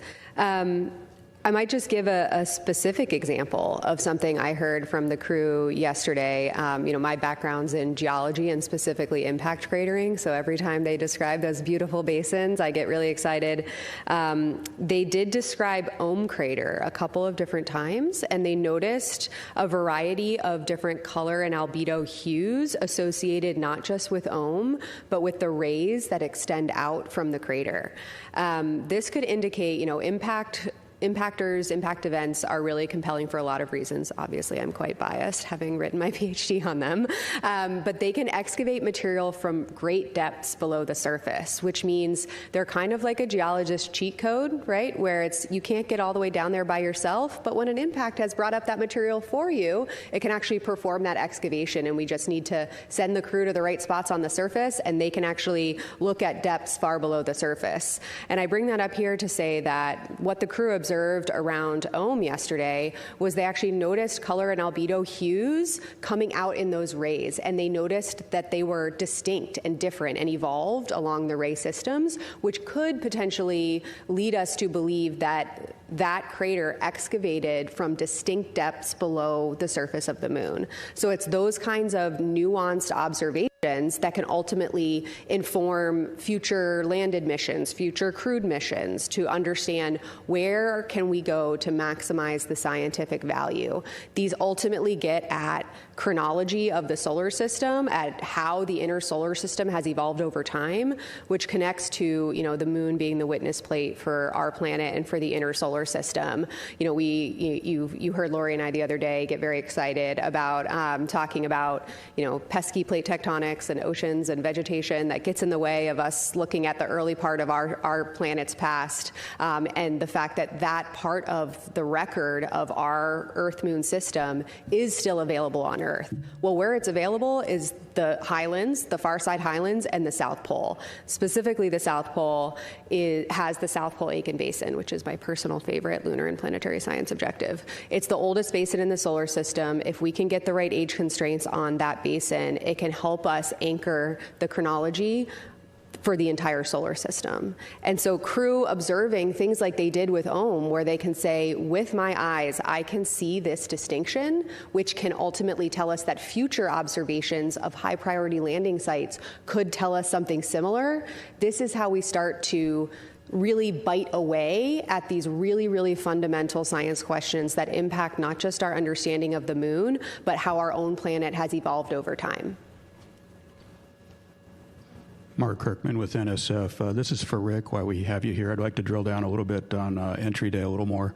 Sounds like weather in the primary recovery zone is looking favorable, but can you walk through, as we approach EI and pass EI, what redes capability you have, what kind of cross range and downrange capability you have, when you committed to that landing zone, and also with this thermally benign entry you're going to fly, do you still expect to exceed Apollo 10's speed record? I know you don't care about that stuff, but we do. That's all right. You can still keep asking the questions, and we'll go follow up, and we'll find the answers. I do not have the answer offhand about the Apollo 10 speed record, so we'll have to get that back to you tomorrow. And tomorrow, I'm actually going to provide a lot of detail about the sequence of events for entry, as I'm the entry flight director for Friday evening splashdown. But with respect to your particular question about entry interface, we can select a new landing site as late as entry interface. We would prefer to not do that. We like to give ourselves a little bit of margin, but we can adjust the latitude and longitude of the site, and the spacecraft will fly to those coordinates so long as we get that command up before entry interface. So we're going to make a decision far in advance of entry interface to know where the splashdown site will be, because our top priority is to ensure that when Integrity and her crew of 4 splash down, that we have the recovery forces right nearby to help get them out and get them back to the recovery ship. So we have about a 475 nautical mile range. I can't do that conversion. But 475 miles of ocean within which we can select the most acceptable weather. And as you said, weather near San Diego looks favorable, so I'm optimistic that we'll be able to land close to the shore. Tom Clark with Sky News in the UK. First of all, congratulations on the flyby and those breathtaking images, and thanks for doing this too. There's been a lot of focus on the toilet, but I'm looking to get a kind of overall perspective on how happy you've been with Orion and the European Service Module. What are you definitely going to have to fix before you fly it again, and how confident are you looking ahead to re-entry? I'm not sure I heard the end of the question. You talked about how the Orion is performing, and it's performing spectacularly. I have to tell you, our Orion team is so pleased with really everything the way that it's performing. The engines, the manual control that you've heard us talk about several times, that the crew have just gone over and over about how well that's performing, how nicely the Orion crew module is handling. The service module, again, providing everything that we need. Yeah, we've had a couple of challenges, but overall, I mean, I think they're pretty minor in the whole grand scheme of things. The hardware itself performing extremely well. We're really looking forward to turning this around and flying again in a year, and then again a year after that. I think this hardware is really spectacular, and we're really looking forward to doing this more often. We're going to get the toilet figured out. The toilet is actually functioning perfectly. It's the drain, the ability to vent the wastewater. And as Rick said earlier, as soon as we get this down on the ground, we'll be able to get inside, and we will get to the root of that. Hi, Lisa Grossman from Science News. This is especially for Kelsey, but actually for all of you. The astronauts yesterday used a lot of really fun analogies and descriptors for the features on the moon they were seeing. Did any stand out for you as favorites? Oh, of like the analogies they used to describe lunar features? Yes, I liked the handprint, and that actually, we had a team working overnight to figure out exactly what they meant. They found it this morning. They were very excited to figure out exactly what they were talking about.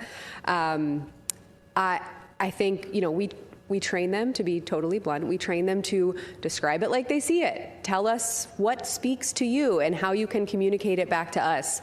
And so I think Christina delivered on that ask when she described a feature as looking like a wound. We do agree. I'm not sure it was my favorite lunar descriptor I heard yesterday, but it was evocative, and she was right. It did indeed look like a wound. And I was also really resonating with the way that several of the crew members were trying to, in the spirit of wanting to have a scientific dialogue, right? They had science questions they were trying to answer, and they were asking us some pretty sophisticated questions real time. And so to bring us with them on what they were seeing, the way that they were cluing us in to how they were moving across the moon by saying, take this feature, draw a line from that to this, and then continue going, and this is the feature we're looking at. Help us use that as a waypoint. It was an incredibly impactful way to have our team be ready to very quickly provide them with answers to the science questions, which is, again, important, not just because, of course, we want to support our crew at the moon, but when we can respond quickly and understand what they're looking at, it maximizes science, because we can immediately ask the follow-up question and have them burrow in even deeper on those multiple working hypotheses. So the descriptions are not just great to clue us into what they're seeing, but it really helps us in real time maximize the science we're getting out of, in this case, a 7-hour flyby. I'd like to just comment real quickly on one of my favorite. It wasn't actually a lunar observation, but it was during the eclipse, and they were looking at the planets that could be seen. You could see Mercury, Mars, and Saturn. And Venus, yeah. And Venus on the other side, yeah. But they're looking at the planets, and I can't remember who said it, said one of them looks kind of red, and Kelsey's observation was, that's Mars, you're looking at your future. And I thought that was spectacular. Thanks. We only have time for a couple more questions, so I'll pass it over to you, Jonathan, and then we'll do one more. Thank you. Jonathan Seri with Fox News. I would love to know about the logistics that went into the ship-to-ship call. If you could explain in layman's terms, how did it work out? And perhaps more importantly, what was the symbolic impact of that call? So the logistics, we have done a number of public affairs events on integrity throughout the mission. We do them multiple times a week on the space station, and everything goes through Houston. So the data comes through the Deep Space Network, through the Jet Propulsion Laboratory over to Houston. We have audio and video technicians here in Mission Control who can reconfigure the routes for the data and send it to the appropriate destination.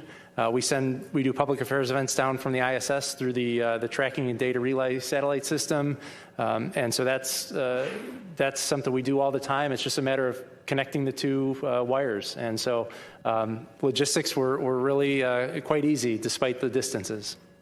Yeah, maybe I could add too. I was in the flight control room this morning for that call, and something I observed that I didn't anticipate. Of course, we're expecting the crew joy at talking and connecting to each other, but looking around the room at the other flight controllers, and actually the viewing gallery was open for other FOD employees to observe. This is a team sport. So many people, thousands of people work to enable this, and seeing the joy on everybody's faces as these two missions flying at the same time had this moment of connection is going to stay with me as a moment of inspiration from this mission.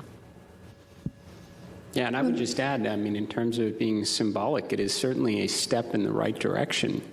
It began with a single person in a Mercury spacecraft, and we progressed to 2 spacecraft at one time.